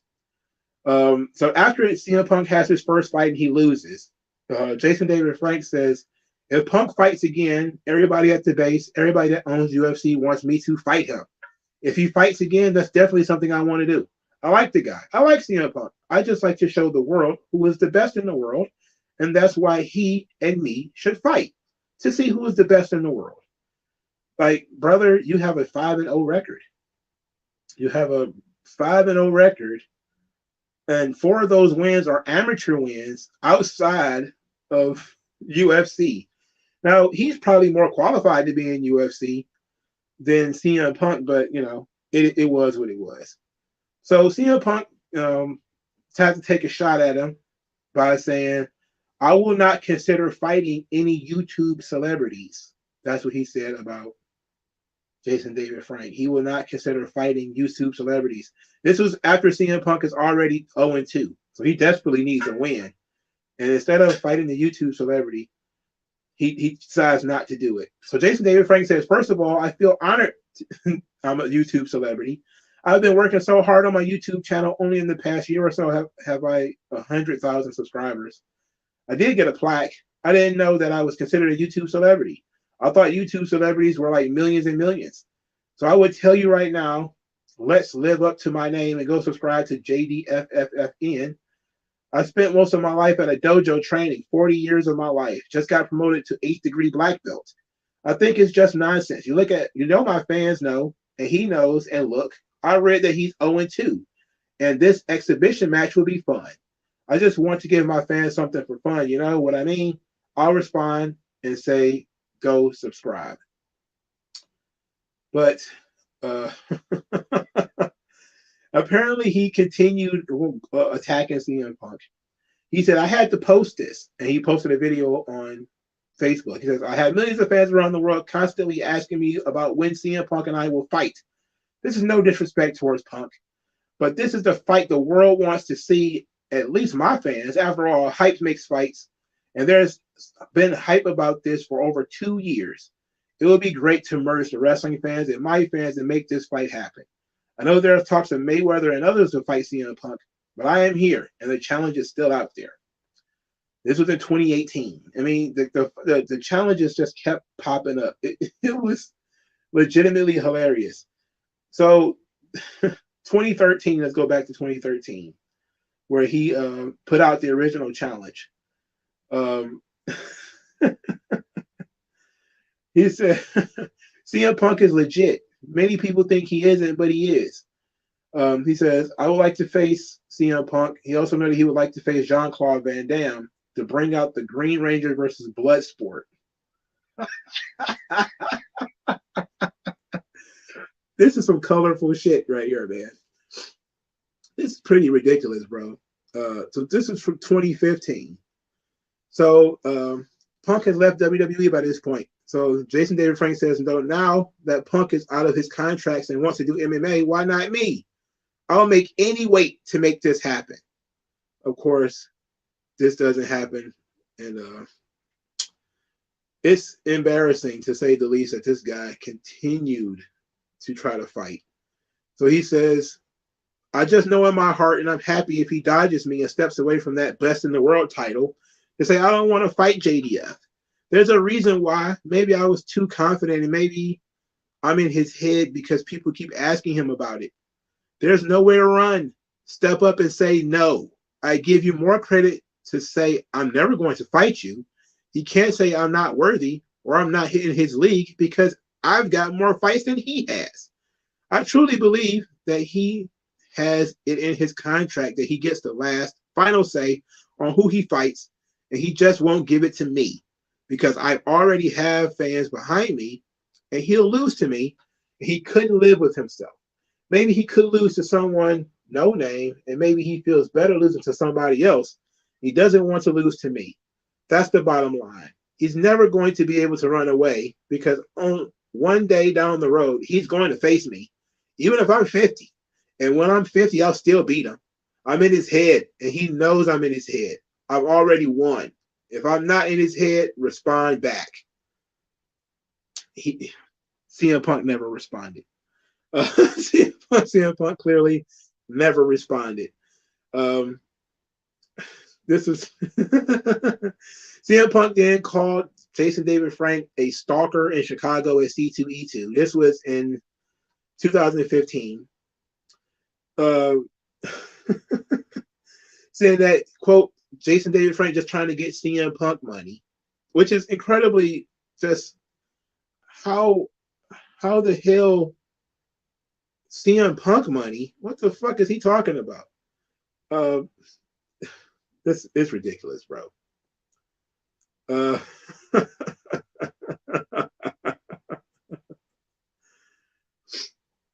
Oh God. So it's been a couple of years of this shit going on, and the two of them going back and forth. Punk being sort of the magnanimous guy who refuses to respond, while Jason David Frank comes across like a goddamn moron who keeps attacking him and going after him in public.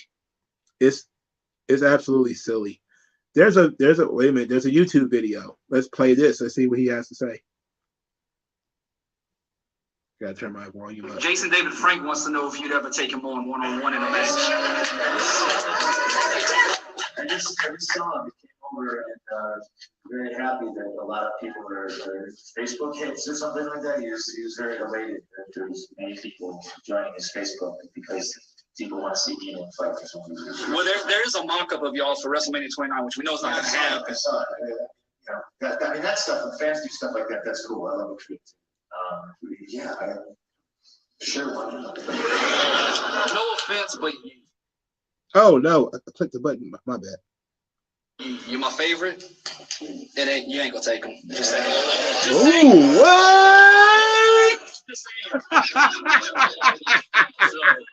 But I appreciate it. Wow. There's always this rumors when she said, see. Ranger said he was going to get involved. What was the story with that? Did you ever hear about this guy? No, not really. I know he was the Green Power Rangers. Yeah, they've done Comic Cons together. After seeing Punk say he doesn't know who he is. Oh boy, he got caught up.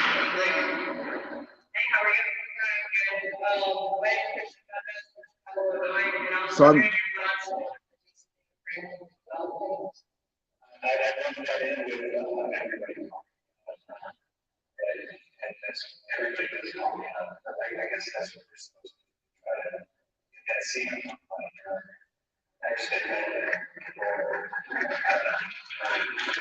Wow. It didn't answer her question, but whatever. Can y'all hear this? I don't know if y'all can hear this. That's okay. No, it's such a double-edged sword answering this question because this is a guy that is constantly chirping at me on social media, but refuses to like put my Twitter name in things. So like I would never see them anyway. I get what he's doing. It'd be like right now if I went after the guy. What's the actor's name who plays the reader? Yeah, it's like if I went after him. And I was just like, yo, I should be Casey Jones. Yo, I should be Casey Jones. Hey, you think I should be Casey Jones? I should be Casey Jones, right? Like, man, I should be Casey Jones. Should I be Casey Jones, guys? Who in here thinks I should be Casey Jones? It's like, The audio on this part of the video is kind of screwed up. Apparently, Jason David Frank is putting together this video of CM Punk talking about him and some of the contradictory things he's saying. So it's easier to find this video, which I probably should have played from the beginning, but I didn't know I had it, than trying to hunt down all of those articles. But, you know, this seems to be pretty succinct. Punk did talk about him quite a bit, but I couldn't find any articles of Punk talking about him.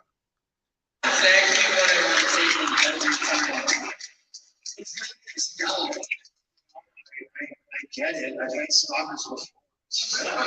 Oh, wow.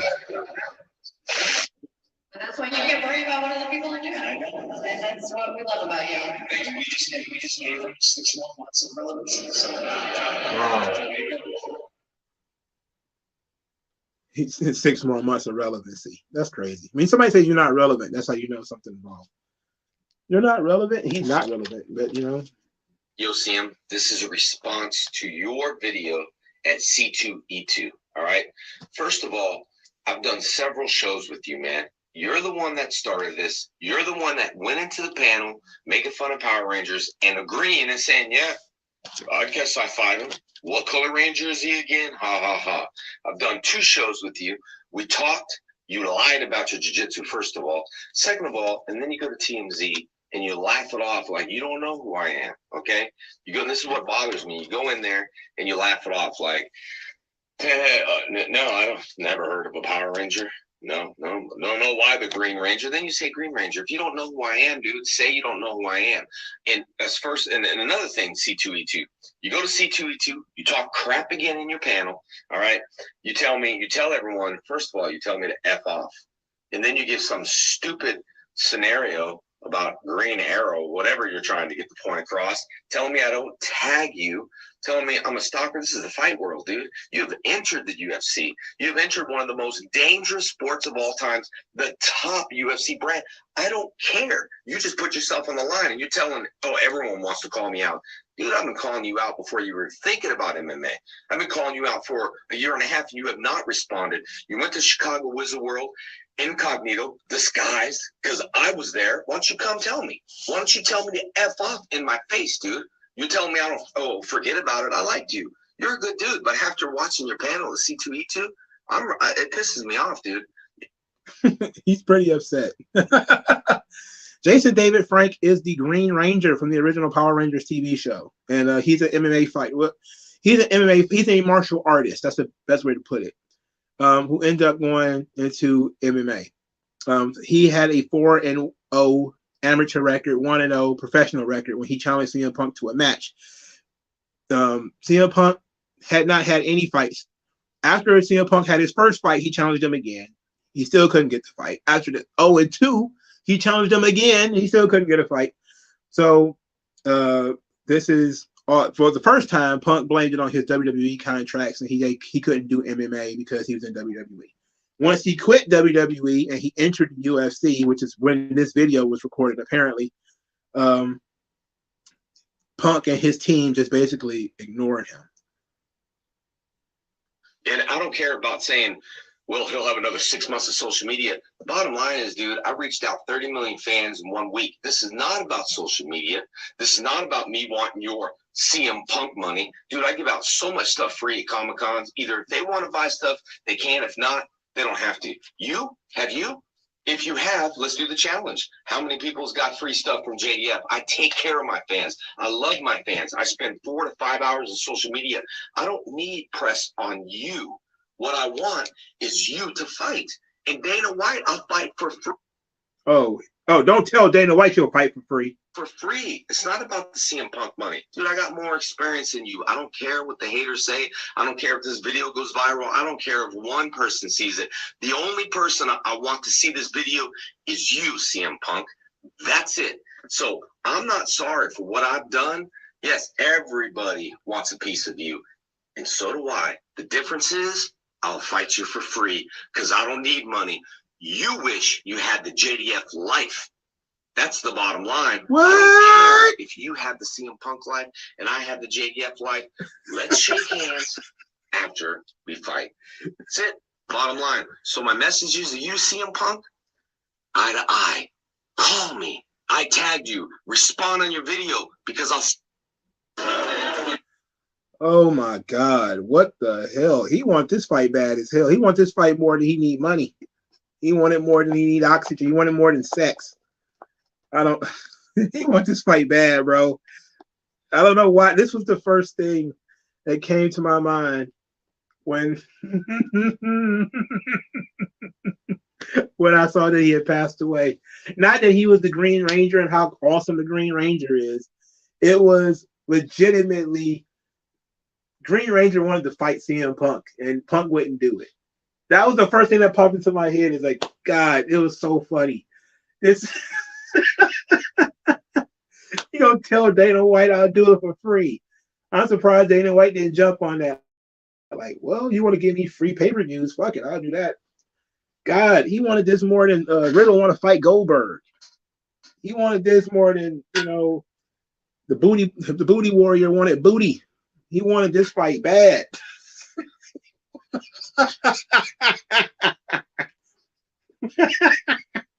It's more important than money, more important than power, more important than oxygen. A man's butt.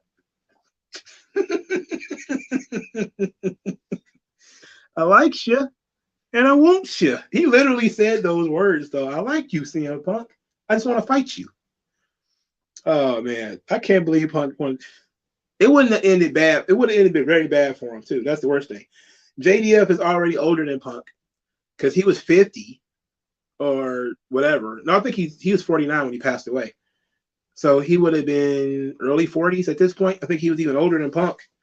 So this is pretty wild. Yeah, I'm not surprised he got into a fight with some actors and stuff, man. This guy seems like he was a little bit off, but it was great. It was great. It's great shit. He just popped up at New York Comic Con like, I came looking for Punk. We can do this the easy way. We can do this the hard way. Like, came searching for him. You're hunting for it. God damn! What the hell? I don't see why it didn't. I don't know why it didn't happen. I guess when you look at his background, was he beatable? Probably not, because this is a guy who's been doing martial arts since he was a kid. Literally, he was a teenager on the TV show, I think it was. And they was doing martial arts, and it would have been one of those things that if it was in today's world, it would have been so much money on the line. Punk would have had to do it, because that's really what it is with like Mayweather and all these freak show fights, the YouTube fights and stuff. Back then, they didn't have that kind of shit, and Dana White was all over the sanctity of the UFC. He didn't even want boxers in the UFC. He didn't even want James Toney in the UFC. So he did everything he could do to get rid of that guy. He did everything he could do to get rid of Kimbo Slice. Dana White wanted to he wanted to embarrass certain people, and you could tell. You know, he wanted to embarrass Kimbo Slice. He wanted to embarrass James Toney, so he did. He knew what he was doing. He wanted to humble Brock Lesnar, and he did. He knew what he was doing. You could do that via your matchmaking and your whatever in UFC. He knew what he was doing. He was trying to give CM Punk a win, and Punk was just not good. He was just not good at UFC. But this is definitely something that a lot of people slept on. Is that how many times the Green Ranger over the course of 2013 to 2018 got called out to fight, and the man. And the funniest thing is not that Punk refused to fight him and just kept driving him nuts, because the trolling in and of itself is fine. The funniest part is that Punk kept playing like he didn't know who he was when he clearly knew who he is. That was the part that kept fucking with me. It's like, you know who he is. Why are you playing this game? You know, like, why are you pretending you don't know who the guy is when you know him? What Ranger was he again? Like, you know who he is. Quit playing this game. There's pictures of them together. You know what's going on here. Stop being ridiculous. This video, this portion of this video would be far, far better if I had done it in a regular video rather than trying to do it live. Because I got so many papers floating around here. I got so much stuff that I got to talk about that I absolutely did not have time to put that together appropriately, especially since he just died yesterday. So it's been unfortunate. But the Power Rangers are going to go on the list. I've seen a breakdown of the Green with Evil story arc, which created the Green Ranger. And I think I knew what it was, but without having sat down and watched it in 30 years, I think it was been 25 years or whatever it's been, I can't give a good synopsis of it. I just remember being a kid and being, you know, everybody wanted to be either the Green Ranger or the White Ranger or the Red Ranger, you know, but that Green Ranger was pretty dope. He was very dope. And I remember when he first came onto the show, you know, he instantly became a lot of the people that I knew favorite Power Ranger. You know, we just all thought the Green Ranger was badass. The same thing when he became the White Ranger. But for people who are Power Rangers is their thing, they know they're feeling this very strongly because they know he was in other comics too. I actually read some of the Lord Dracon comics. You know, I have because remember, I think the Lord Dracon comic, if I remember correctly, Dean McSee, the Pink Ranger is the Ranger Hunter or something like that, right? And Lord Dracon is like, I don't know if he's the Green Ranger or the White Ranger or whichever one, but it's certainly Tommy. He has his own sort of universe where he kind of rules over the other Power Rangers, and they're like his. It's like he has like a Red Ranger Corps and a Blue Ranger Corps. I didn't read the entire thing, but I started it because I was very interested in that whole Ranger Hunter thing. And I was like, well, let's look into it. Because at that time, I was looking at the Power Rangers because they did the Power Rangers Teenage Mutant Ninja Turtles crossover. And I was very interested in that. And they're about to do a part 2 to that. And I'm going to start picking up the books in that too. But I was like, oh, okay, that's cool.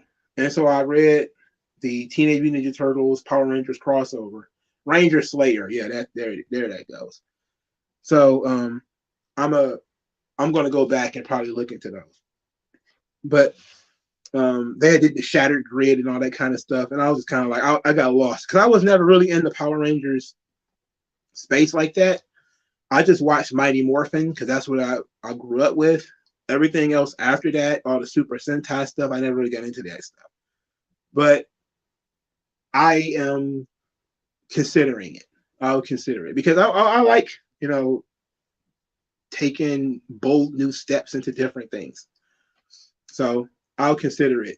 But the Green Ranger was very cool when I was a kid. It sucks that, you know, he passed away. Have I read Teenage Mutant Ninja Turtles Last Ronin? Absolutely, I've read the Last Ronin. I'm going to eventually do a full review here. I love the Last Ronin. It's very good. It is very good. It could have been better, but it was very good. But yeah, the Ranger Slayer thing was pretty cool too, and I really enjoyed that. That was their attempt to make Kimberly interesting, you know. Maybe we make her sort of the last survivor or whatever it was that she was. I got the free comic book day Ranger Slayer thing, and I think I think it was a one shot that she was involved with. I got that too. But I never really delved into like the Lord Dracon storyline. Check out Dying Ranger. It's the source material for the White Ranger. It's on Shout Factory for free. Now y'all trying to get me into Super Sentai and Dying Ranger and all that kind of stuff. I'm talking about watching Mighty Morphin. And now I'm getting pulled into the Japanese stuff already. Let's take our time with this, all right? Let's take our time. What you mean, what's my favorite comic? I have a lot of favorite comics. You mean like current favorite comics? Currently, it'll probably be Gunslinger Spawn. You know, it's pretty much well, Kaya is very good too. But Gunslinger Spawn is probably my favorite comic book right now in terms of something I go to the shop and buy. I have a box, so I don't have to go in there all the time. Like, I know, you know, I got a pull list, so I go looking around, but mostly I look at manga now. I don't really look at comics anymore. But occasionally I'll go and take something off the shelf. But Gunslinger Spawn is my favorite book right now. I actually look forward to reading that, and that and King Spawn. The Spawn books are pretty good right now. All right. Speaking of comics, Mr. Freeze. Let's get into the Mr. Freeze things, and then we'll probably do Bleach and Inuyasha last. So let's get into Mr. Freeze. I'll probably save a Record of Ragnarok for next week because I do have to go to the bathroom, and I don't want to end the show early just so I can go to the bathroom. So I'm with Record of Ragnarok and Deadly Class. I'll push them to next week. So I'll just put NW next to those. Let's talk about Mr. Freeze, because everybody's losing their mind about this Mr. Freeze thing. All right, so to set it up, what occurred? There is a series of comic books called One Bad Day. What it does is it's individual creative teams looking at Batman villains and essentially looking at their origins in the one bad day that turned them into who they are. There's already been a Riddler one and a Penguin one. I think they even did one for the Joker already. It's based off of the one bad day concept that was created by Alan Moore, that everybody's one bad day from being a villain or whatever. So they did one on Mr. Freeze. And in doing this, they changed a little bit of the Mr. Freeze character. It's on my community tab. So if you're listening, go to the community tab and look at it. What it is a panel from the comic book where Mr. Freeze talks about his relationship with Nora and why he's okay with her being in ICE. He says, quote, "We don't fight anymore. She's not out spending my money, and I don't sit alone in an empty house wondering who she's out with or when she'll be home alone all the time." Essentially, he doesn't want it. He likes that she's in Frozen because she's not out living her life. And it turned everybody upside down. People got very upset. They called it character assassination, even though Mr. Freeze is a villain. They called it a character assassination of Mr. Freeze because they think that the character of Mr. Freeze was best typified by the Batman the Animated Series episode, The Heart of Ice. So we're going to talk about both of those things. First, let's talk about Heart of Ice, right? So Heart of Ice was an episode of Batman the Animated Series. It won an Emmy. It was a very popular episode. It really kind of redefined who Mr. Freeze is. The opening lines of the episode are, "This is how I'll always remember you. Surrounded by winter, forever young, forever beautiful." He's talking about his wife, Nora, who is in a cryogenic chamber because she got sick. So the episode is about Mr. Freeze, Victor Freeze, and his personal vendetta against Gothcorp or Ferris Boyle. Ferris Boyle apparently found out that Mr. Victor Freeze was using his company's resources to save his own wife. So he was using company resources for personal business.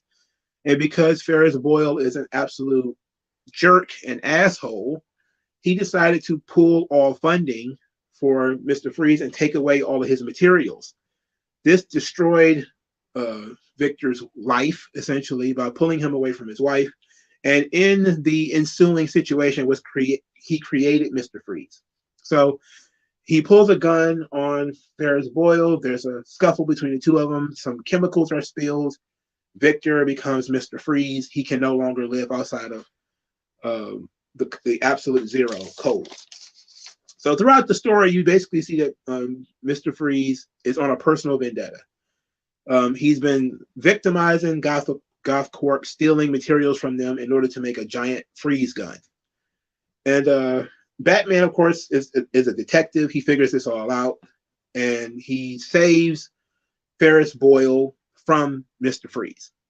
So Batman is forced to essentially protect the greater moral villain from a guy who is a literal villain.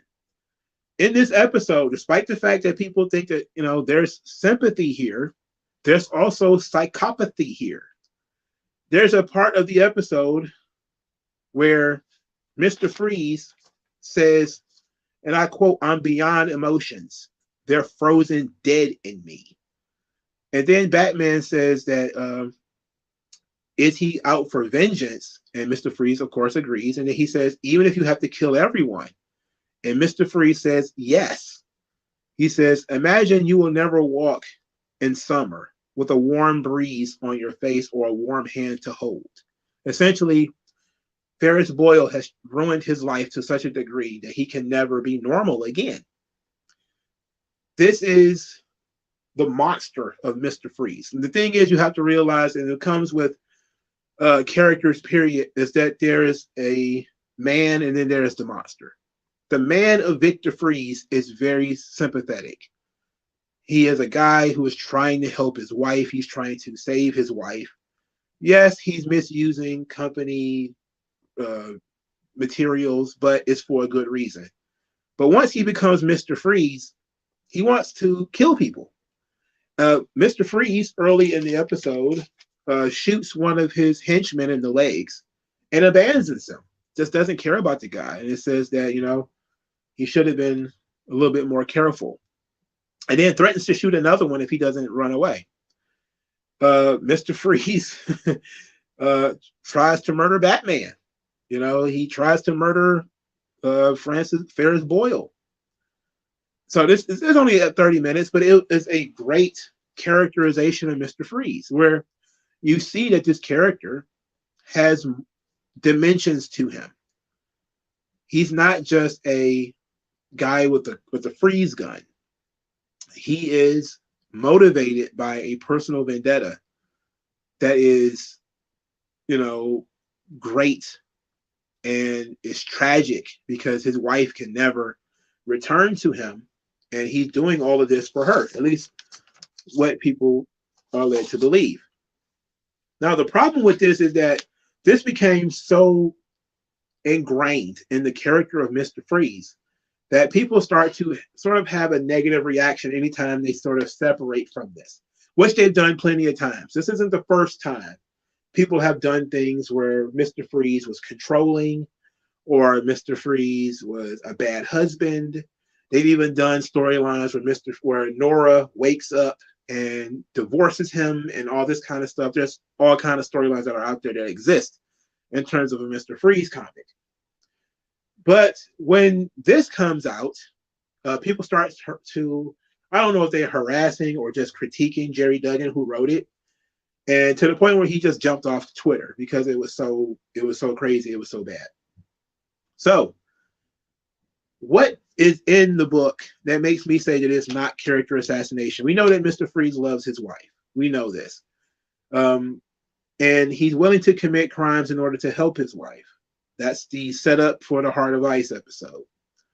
In this series, he still loves his wife, but they changed his character a little bit. In one bad day, Mr. Freeze is a typical workaholic husband. His wife wants to go out and be sociable, so she does. She goes to early in the issue. You see that she's coming back from some kind of outing, and he's sitting in his office working on something, and she apologizes for going out, but saying, "Hey, I had 2 tickets, I couldn't waste them." So she went out with some friends or whatever, and you see that he's suspicious of her early in the book, where he asked her, you know, as she's coughing or whatever about the headaches or whatever, and he says, "Are you seeing somebody?" And then quickly it goes to for the headaches, for the sickness, for the illness or whatever. So he's suspicious of her, which would make sense if she's constantly going out and he's not going with her. That makes sense. But the one bad day is not Nora becoming sick or Nora being taken away from him. The one bad day for Mr. Freeze in this book is when he comes across Nora's living will. Because Nora is getting worse and worse and worse over time. She is actively in this story. She's not even in Heart of Ice. She's actively in this story. She writes Victor a note. And the note reads, quote, "Victor, I hope you're really listening to me now. I know you don't like to be criticized, but I hope you take what I'm about to tell you in the spirit in which it is intended. You have a great big heart, but it's unguarded. Things that should roll off your back seem to wound you grievously. Sometimes I worry you want to live your life that way. Moving from one grudge to the next. It's not a life worth living, Victor." Then she says, "I'm worried it will lead only to loneliness for you. There is bad in the world, but there is also good. And you're going to have to get out there and experience all of it. I'm sorry it didn't go our way. It wasn't heading in the right direction even before my diagnosis. I know you don't mean it, or I hope you don't, but sometimes I get the feeling that you're mad at me. Is it because when you disappear into work, my life goes on? My therapist says she wonders if you think time stops for me when you were apart. And now we're going to be apart forever. And I want my last gift to you to be insight into yourself." Then she continues, "Your temperature runs so hot that it intimidates people. Victor, it intimidated me. Try to run cooler. Let that big brain flex and protect that heart. Take people as they come. Now we need to say goodbye." So she's criticizing him in this thing. If you follow the living will of the story, you realize she's talking about Victor being temperamental, right? She's talking about him being sensitive, him being emotional. And if you're following the story, you see Mr. Freeze getting upset about things. You know, he's upset that his work isn't working. But here's another thing that people leave out when they talk about this particular issue. There is a scene in this book where Mr. Freeze and Nora are coming out of the hospital. You see him in the bed with her and everything, and this is important too. He's in the bed with her. She's sick. She's hooked up to these machines. There's a knock at the door. He goes to the door and he tells the people on the other side of the door, "She doesn't need you now." He then closes the door. When she asks who that was, he says it's some nurses. You know, so he's isolating her. So what you do is that at the end of the living will, it says, "You're better for having loved and lost." And you see Mr. Freeze in bed, and he absolutely freaks out. Now, what's happened here is Batman has rented out LexCorp. They don't use GothCorp, they use LexCorp, to give Mr. Freeze everything that he needs to continue his research in the hopes that he will stop committing crimes. But after he reads this note, he flips out and he destroys the lab. So at this point, Batman is investigating why Mr. Freeze is doing the things that he does. And he finds that Batman finds some of Nora's friends. And one of Nora's friends is a guy he's married with kids, so it's not like they're alluding to her cheating. And the guy says, yeah, about Victor. He was her first disease. He wouldn't even let her see her friends at the end. My wife and I went, and so did Nora's other friends from work. You know what he said to us? She doesn't need you now. She's been robbed of a dignified end. Tragically ironic, giving her living will. She had a living will, Batman says. It was never submitted. And then they're interrupted by the boy, a boy who is the child of the man that Batman is talking to. So we're seeing the setup here that, Victor Freeze is being sort of controlling, right? So another important piece to this story, I forget, I'm trying to look for the panel, but the panel is they're getting into the car. They're leaving the hospital. And Nora questions whether all of this stuff that Victor is doing is for her or is it for him? So she's questioning his motives. What is his motives for doing all of this research? Is he doing it for her? Or matter of fact, I found it right here. She says, I know you can hear me, but are you listening? There's a difference. Is whatever you're doing going to help me or you? And you see him out in the rain. He's got like a shitty face on him. He goes to the other side and she says, this isn't what that big brain is for. So she criticizes him again. She's telling him how to use his abilities, his mental capacities. So when he gets into a fight with Batman and Robin, Robin brings up that, is this what his wife would have wanted? And that's when he drops the lines, or what about her? And he says, since you asked, and this is Mr. Freeze talking, you know what I enjoy about our relationship today? We don't fight anymore. She's not out spending my money. And I don't sit alone in an empty house wondering who she's out with or when she'll be home all the time. The important thing here is that this is Mr. Freeze talking. This is not Victor Freeze talking. There's two different people, all right? What you need to learn is that once he became Mr. Freeze, his emotions are a little bit blunted. But more so than that is his ego talking. He doesn't mean this. How do I know he doesn't mean what he's saying here? Because at the end of the story, he gives away his research. At the end of the story, he's arrested and he gives away everything that he was working on to save hundreds of millions of people.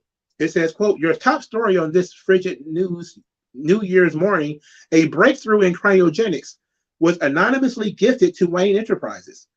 The breakthrough should allow all four corners of the globe to receive vaccines and medicines that previously required powered refrigeration.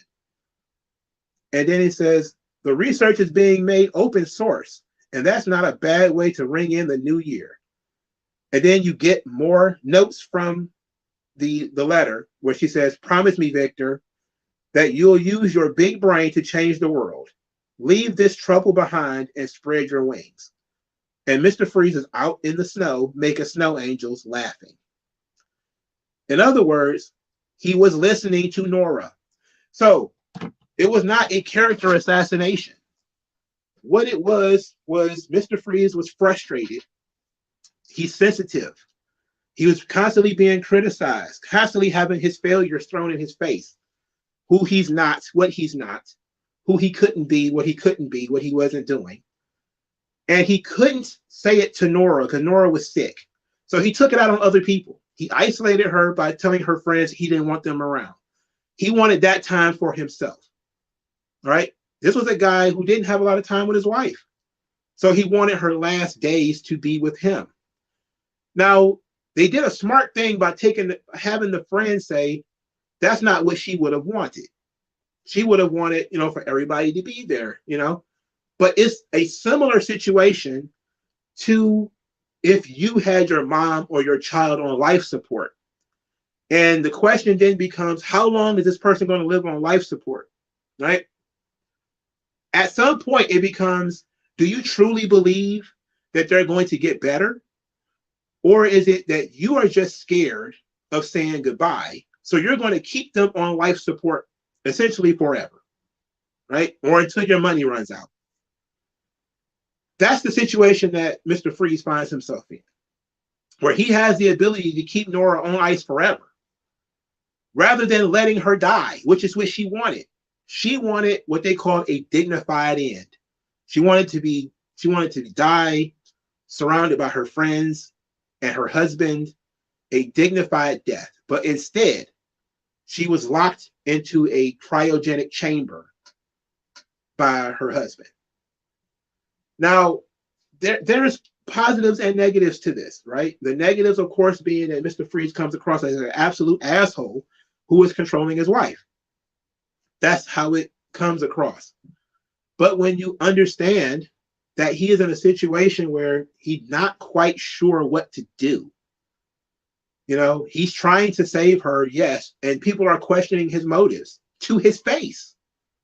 And he doesn't get angry with her. He doesn't yell at her. He doesn't do anything to her. You see scenes of him literally being in bed with her, and she's attached to all of these machines. So it's not a question of whether he loved his wife or not. The question is, he doesn't know how to take criticism. He doesn't know what to make of this living will, where she says things weren't going well even before I got sick. You're isolative. You're intimidating. She's dumping all of this stuff on him, knowing that it's going to piss him off. And then it did. So once he was pissed off, this is the kind of stuff that he says. Like, I'm glad she's not out spending my money anymore. He's frustrated. He's angry. But he doesn't mean it. Because at the end, he really was paying attention. Once he was captured and the rage was over, he had a moment to think. And he says, this is what she would want me to do. To give away all of my research so that I can help other people. That's what she would have wanted. So that's what he did. So what ends up happening is people did not read the entire book. They saw a single panel of the book and then reacted based off that. It's not a character assassination. It is a difference of he made fucking Victor a hero at the end. If the refrigeration technology ends up saving people, he's a hero. He didn't kill anybody in his book. At least I don't think so. He tried. He tried to kill some people. Didn't do it successfully. But it was interesting. He's still highly motivated by his wife, but he's also a frustrated and angry, emotional, egotistical man. It's still the same three-dimensional character, except for they didn't push the heat onto somebody else like they did in Heart of Ice. In Heart of Ice, they had an antagonist, somebody who actually antagonized Mr. Freeze and made him the villain that he is supposed to be. In this situation, he was frustrated. He had nobody else to blame. So he lashed out at Nora because that's who was criticizing him. And she was doing so out of love because she wanted him to make his life better with her gone. So I liked it. I thought it was fantastic. I didn't think of it as a character assassination or, oh my God, look what they're doing to Mr. Freeze. I saw the panel. I reacted to the panel like everybody else, but then I said, I want to read the book. And reading the book, getting the full context, you could see throughout the book how he kept getting angry at things. He kept yelling at things. This is not going right. He's screaming. He's in the bed trying to sleep and he can't. He just tears the bed apart. He tears up the entire research center. He's acting crazy, And we get to this point where he says something, he doesn't really mean it. So you can really just kind of ignore it because he doesn't really mean it. So you look at Victor Freeze, who wasn't the best husband. He wasn't a doting, loving husband, but he did want to be with his wife, but he was, you know, engulfed in work, similar to like Reed Richards or somebody else that would be a similar, introverted tinkerer. He ignores and neglects his family, not on purpose. It's by accident. But those accidents, those small instances of not going out with your wife, not going to hang out. She even says in one part where he says, "Should we invite your friends in?" And she says, "They used to be our friends." Basically, you separated yourself from everybody else. They really didn't. To me, it was very well written. I liked it personally. It's different from Heart of Ice, of course, because Victor doesn't come across as some hero here, but he does save people in the end by giving away his research and saving people's lives. But this is why people should read comic books for themselves before overreacting. Read it for yourself first. So I think it was very good. I know some people are not going to read it. That book is $9. So a lot of people are not going to buy it to read it. And I don't blame you. The book is $9. All right. So we only got 2 more things to discuss here. How you guys feeling? I need to go to the bathroom. All right. I'm going to take the laptop with me to the bathroom. I'm just going to put myself on mute to use it. But what do you guys think of the story? I need some feedback.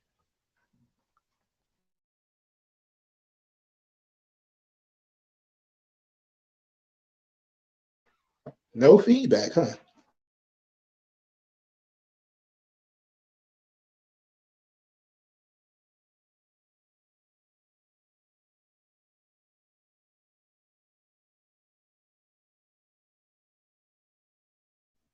Oh my goodness.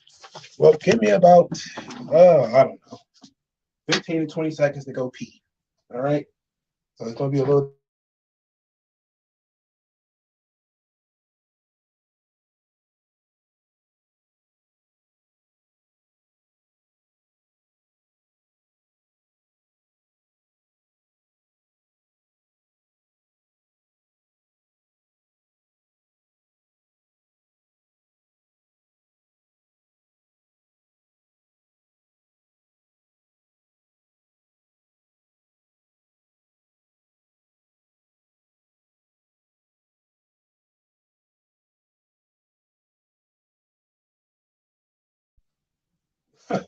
You said Rise only pirates. Okay.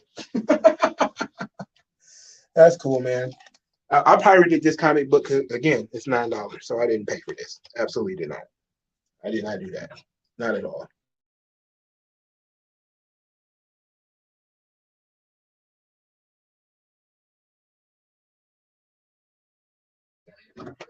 Yeah, it probably was time to run in water.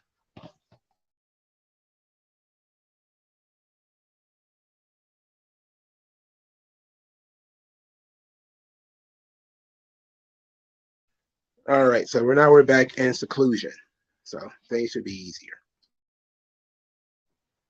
All right, there we go. I forgot I had my headphones in, so my bad. But I did take the thing with me, so it really shouldn't have heard me like pissing and everything. So yeah, the original is fine. Like Heart of Ice is good, The new one though is an attempt to make him. The new one, I think, is an attempt to bring Nora into the story. That's really what people have been trying to do for the last several years when it comes to Mr. Freeze, is that they criticize Heart of Ice for not having Nora's perspective. Again, it's a 30-minute episode of a cartoon, okay? But now they are, in recent years, with feminism taking over, you have to have the woman's perspective. And the woman's perspective is going to be different from the man's perspective. And what Victor Freeze sees as trying to save her, other people may see as him trying to control her. With him seeing him trying to protect, it's her trying to control. And it's a subversion, but that's how it is. That's what the patriarchy is, right? The patriarchy is when men try to protect you. Even second wave feminists, that's what their thing. We want to be just like the guys. We don't want, like, there used to be college campuses in which girls had a curfew, but the boys didn't. And that was done so that the girls wouldn't be out hanging out at all hours of the night with the boys. But they said, no, that's not fair. We want to be just like the boys. We don't want your protection. We don't want your patriarchal protection.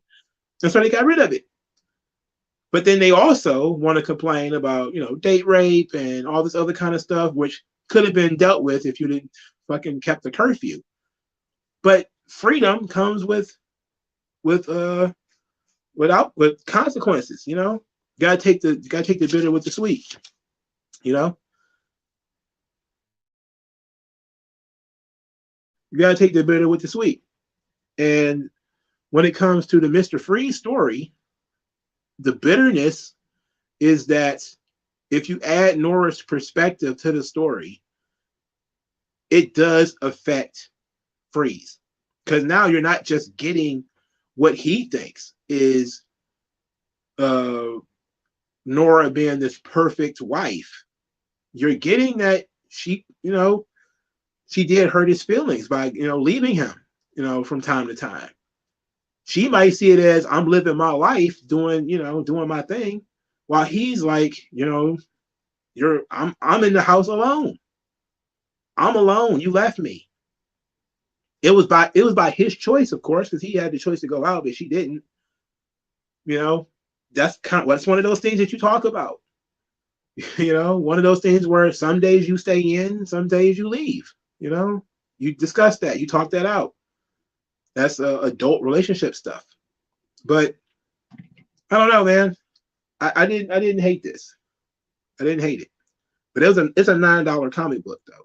I mean, it looks great because Matteo Scalera is a great artist, but it's a boy. It is a expensive comic book. Man, there's no way. I don't know. I don't know, man. I don't know about that one. Okay. All right, so let's talk about Bleach. Finally, I know a lot of you guys. So, Bleach. I followed quite a bit of Bleach from episode 40 to episode 127. So I don't know if I really should do all of this, but let's go to essentially overall thoughts. Let's just do that. Let's do overall thoughts. For starters, some characters in their design and the battle system with the Zanpakutos and the Bankai and stuff like that. Let's go through that first. All right, so I think that some of the characters on Bleach are very well designed. Some of the characters, like Mayuri, he has a very complicated design with a big swoop on his head. Of course, Rangiku has a great design because he has like giant tits. Toshiro looks normal, but he's a small kid, so that looks cool. Most of the characters look fairly normal, so that's good. Kenpachi has an interesting look with all the spikes and stuff on his head, which looks like a great manifestation of what the character is. So that makes sense. So all of the character designs, I think, are pretty cool. When we get to the Arankar and the Visorits and stuff like that, the designs do get a lot better. Like Grimjow's, his design is amazing. It's fantastic. Now, unfortunately, it looks like everybody's wearing eyeshadow on this thing. Like they got the color around their eyes and stuff like that. But it's interesting. It's an interesting look. Now I'm going to skip through most of the story. I'm going to start with Aizen's heel turn, which to me is tremendous. It was tremendous. Now, the reason why it was tremendous, even though I had an idea that it was not going to go the way that everybody, I had a feeling it was fake. I had a feeling he was faking his death because one, it came out of nowhere. Two, you would think that a captain being killed off would have given off some kind of spiritual pressure trigger that people would have been able to pick up on. So we was already kind of suspicious, but I really, really, really, really liked when he was in the Central 46 part and he killed Momo. I felt terrible for her because she cared about him so much. And then you see the coldness of Aizen when he says that him killing her was a kindness because he had trained her to not be able to live without him. So she was so brainwashed that she wouldn't be able to accept what was about to happen. So killing her was for the best. And that's tremendous. I just thought it was very, very well done. Now, the only problem that I have, of course, is that we really didn't get a lot out of him before the heel turn. He was just kind of a captain among captains, and then he got killed off, and that was sort of the character. It was like, wow, he's the guy who got murdered. So maybe if we had spent some more time with him early in the series, and then he, faked his death, that probably would have been a little bit harder. But they still did it very well, and I think it was excellent. And then he starts dropping all this hard philosophy on people about how his true identity is beyond everybody, or that admiration is the furthest thing away from understanding. It's like all this great villain philosophy to sort of torch her brain. It was great. But then we realized that Aizen is so much more powerful than everybody else. And the best thing is we learned that he had hypnotized everybody. So he had did this public demonstration of his power, but it was a misdirection. His power is mass hypnosis. So if you see his weapon, his Bankai, you become hypnotized. Or his Zanpakuto. You become hypnotized. And he did a demonstration in which he showed everybody his Zanpakuto. So pretty much everybody who has ever been around him, with the exception of the blind dude, has been under his hypnosis this entire time. So you're like, holy shit. He has allowed himself to slide under the radar because these people didn't even know what the fuck his power was. That's how he was able to get away with it, right? They didn't know what his power was. So then we learned that Tosin is on his side. Tosin is the blind dude, and I'm like, okay, this is great. Now we're really getting somewhere because now he's got a little crew. There's two other captains that are siding with him, and they're going to do whatever it is they're going to do, and they keep changing what Aizen actually wants. Now by this point in the story I've gotten to, it's he wants to kill the king of the Soul Society. So that's all interesting or whatever. He also wants to make a Rancor and all this kind of stuff. He just has these wild visions of all these things he wants to do. And he's been freed from the Soul Society to create this sort of new reality that he wants. And I like that the character is so cool. He's so comfortable. He's not at all concerned about the threat of other people because so many of these people are under his control, and that he's got such powerful creatures under his control with these Arankar, which I think are pretty cool. He's just sitting pretty, like he's just chilling, so it's really dope how they set that up. And it put everybody into a confusion because you just had all of these battles where Ichigo and all these guys they're just carving each other up. You know, Ichigo was carving up Renji. He's carving up Ikaku. He's carving up everybody. They're bleeding all over each other. But then this happens, and they realize, you know what? We got bigger fish to fry. Maybe we ought to, drop all of this stuff that we got going on and focus on what is this guy doing? Because now he's stolen this big magical thingamajig and he's going to do such and such with it. But that was very cool. I thought that was the best part of the series so far. And now we're just starting to sort of stack upon that with the Minos Grande and the Arankar and all this stuff. Ichigo's dad being a Soul Reaper, that kind of, I don't know. I really didn't kind of like that. It was okay, I guess, but it wasn't my favorite thing in the world. So to me, it was like, it was okay. His dad being like this super strong Soul Reaper was cool, I guess. I'm always one of those people that are kind of like, I like the idea of the character having his own power and not being, oh, I inherited some from my dad or I inherited it from my mom or whatever. I like the idea of, he's just a strong, spiritually powerful character on his own. But now we could say, like, how much of that is his dad was a Soul Reaper, so he's kind of born with these abilities. So we learn about the Viserites, the masked army. We learn what the Viserites are. They're Soul Reapers who are trying to obtain hollow powers, or they have these hollow masks. Those are pretty cool. And the Arankar are the opposite. They're hollows trying to get the Soul Reaper powers, and they're being constructed and built by Aizen. So they're things that are, man-made. So we find out that these Viserites go to Ichigo's school, and they're trying to recruit him, but he doesn't want anything to do with them because, they're weirdos, right?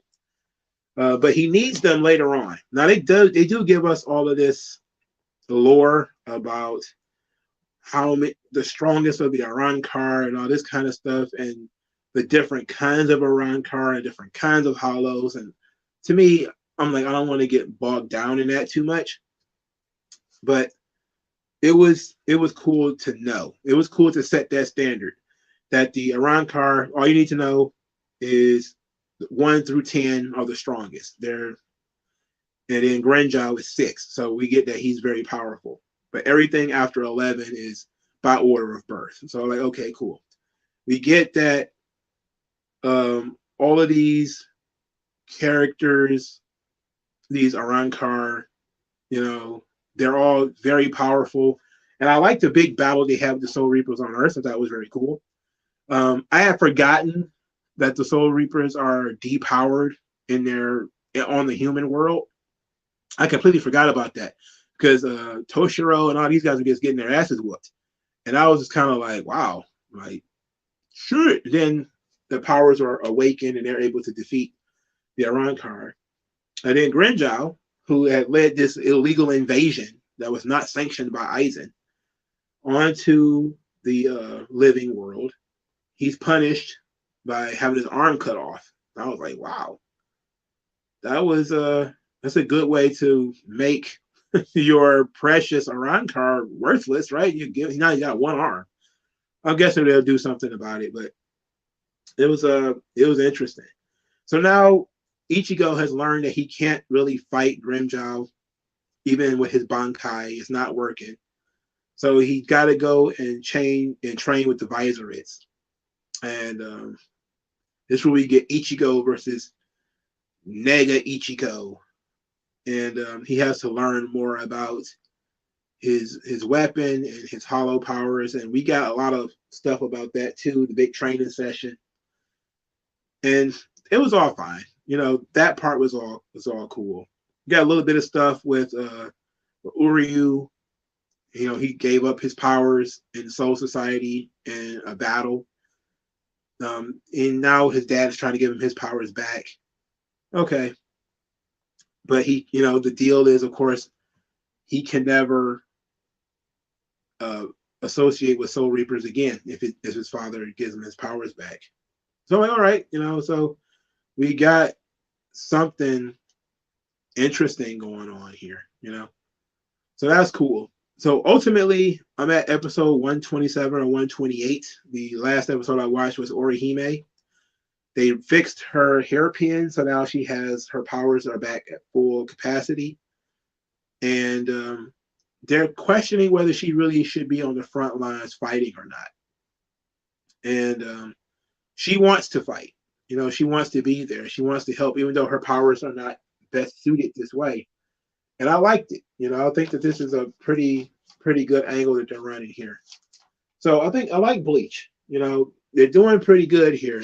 They dumped a lot of characters on me at one time, which is something I don't really like. I don't like when people just dump a bunch of characters on you, because it makes it hard to remember names, and sometimes these characters fall into the background.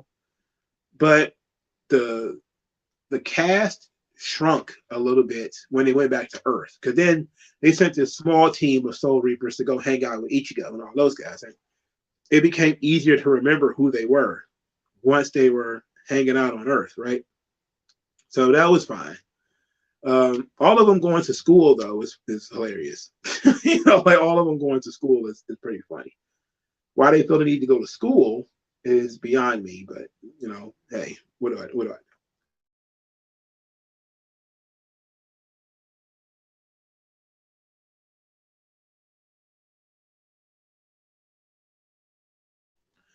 All right, so that was Bleach. Bleach is a fun show. It's much better now than I thought it was at first. Um, so it's been a fun series to follow. You know, the first couple of episodes, though, I'm not going to hold you up. I didn't think I was going to make it. You know, I didn't think I was going to make it on Bleach, but it's fun. I just wish that you know the the story is pretty good, but we need to like really nail down Ison's um, his motivations. And I guess you can have more than one. He's got plots, and they stack upon each other, and there's steps to each plot. Like the Arrancar are one step, the all the other things are another step, and then ultimately this is the end goal.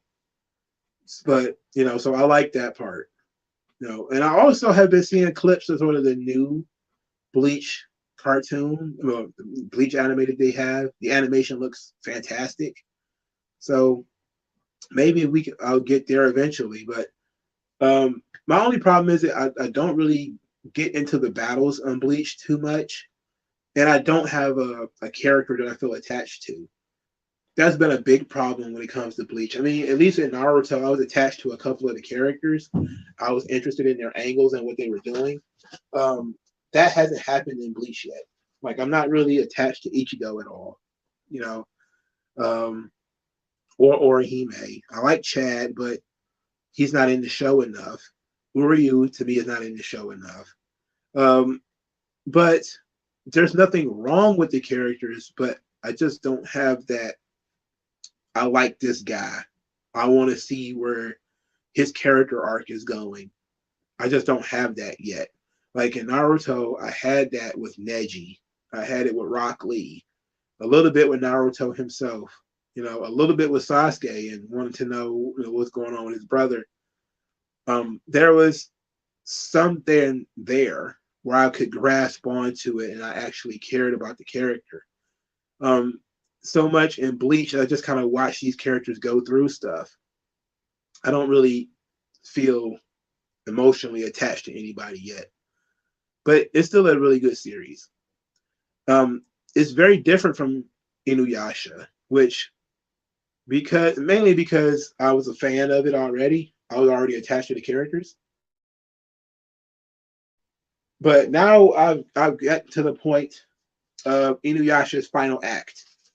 So the final act part of Inuyasha, to me, put everything on fast forward, because Now things are happening so fast that there's almost little to no explanation for why things are happening. Like in the last few episodes of Inuyasha, the original series, you know, we see that Naraku has split into two more incarnations. One of them is what was his name? I wrote it down. It is Mayomaru and Hakudoshi. So Hakudoshi is this little kid. He was the infant. The infant was split in half too, and he's created Mayomaru. So he's got these different, and he's also still got Kagura there, and Kana is still there.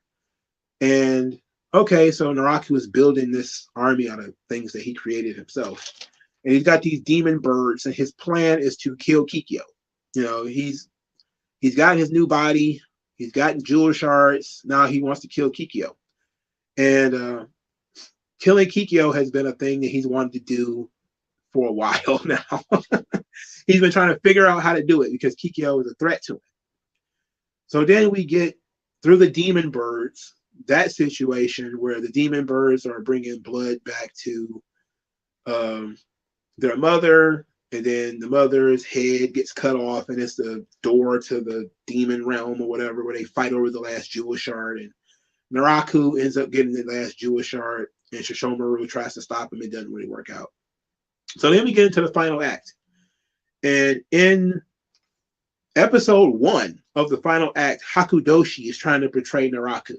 And I'm just kind of like, that came out of nowhere. Where did that come from? And Naraku ends up withdrawing the help that he has for Hakudoshi, which is the poison bees and the barriers. And Hakudoshi ends up getting killed by being absorbed into Moroku's wind tunnel. It was very anticlimactic. The very next episode, they kill off Kagura. Naraku gives Kagura her heart back. And then he also tentacle stabs her. So she goes off into a field to bleed to death. We find out that she was in love with Shishomaru. She wanted to go see him one last time, but instead he found her. And he watched her die. And that sort of changed Shishomaru a little bit. He's a little bit more sympathetic now, which is great, because it's character development for him. As they say, you want to change the character, put somebody small with him. The moment they put Rin with Shishomaru, his character started to change a little bit. So he watched Kagura die. Now he is fixated on killing Naraku. So that's good. But he's still Shishomaru. He's not being, but he's showing a lot more emotion now than he did too. Also, when it came to final act, the voices started to change. As you could tell, some of the characters probably have different voice actors, or voice actors that have changed their voices a little bit. So we get Kohaku. His memories are now back 100%. Now Naraku also knows that Kohaku's memories are back. Inuyasha keeps getting new powers. I don't even understand what any of these powers are supposed to do, but he's getting new powers. The last few episodes I watched, however, have been the new incarnation of Naraku is Byakuya, who is this sort of effeminate male incarnation of Naraku, who is just basically taking on the Kagura role of the observer. Kagura for a while has just been sort of the observer, the messenger. She does things, and when stuff goes awry, she disappears. So basically, that's what Byakuya does now.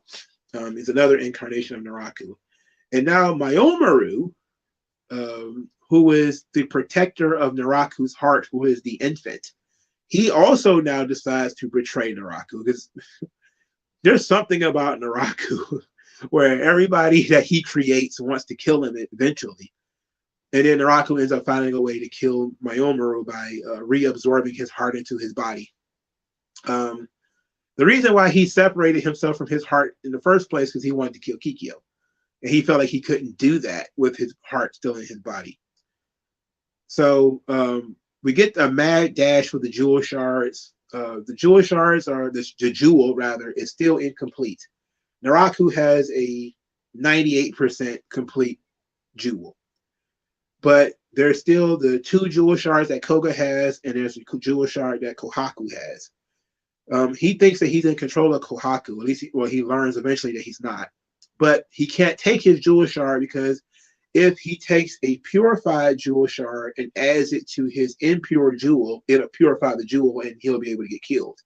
So he's waiting for the impurities to start with Kohaku. So he starts to try to make Koga impure. By basically playing on people's emotions. And basically they talk about how Naraku is now starting to play off negative energy. Which, okay, that makes sense. That, he needs this negative energy in order to keep the jewel impure so that he can keep using it. So he does successfully end up killing Kikyo, which was sad as hell, ultimately, because even though the character is already dead, she still went through a character arc. She went through hating Inuyasha when she was reborn because her memories were of Inuyasha betraying her. And she hated him for that because she still believed it was true. Then she went through the angle of, well, even if it wasn't true, I still don't want anything to do with you. So now near the end, she had sort of warmed up to Inuyasha again because he was always there for her. And she ends up dying as she tried to purify the jewel that Naraku has. But, the miasma, the poison that his body emits was too much for her dirt and clay form and ends up killing her. So that was the last episode I watched, is the episode where Kikyo actually died and her spirit burst into a billion white lights or whatever. It was sad as all hell, It was very sad. But I actually like Inuyasha. There's just a lot happening now. It's, in some ways it's too much happening. It's a little too much. But it's going on pretty okay. All right. So almost 3 hours in. I finished before 11 o'clock. So that was great. I was actually, if I had waited until 9, I probably wouldn't get done until damn near 1.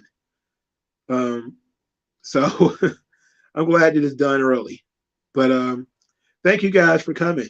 I appreciate y'all, even the trolls, custom OG. I'll talk to you guys later, man. Peace out.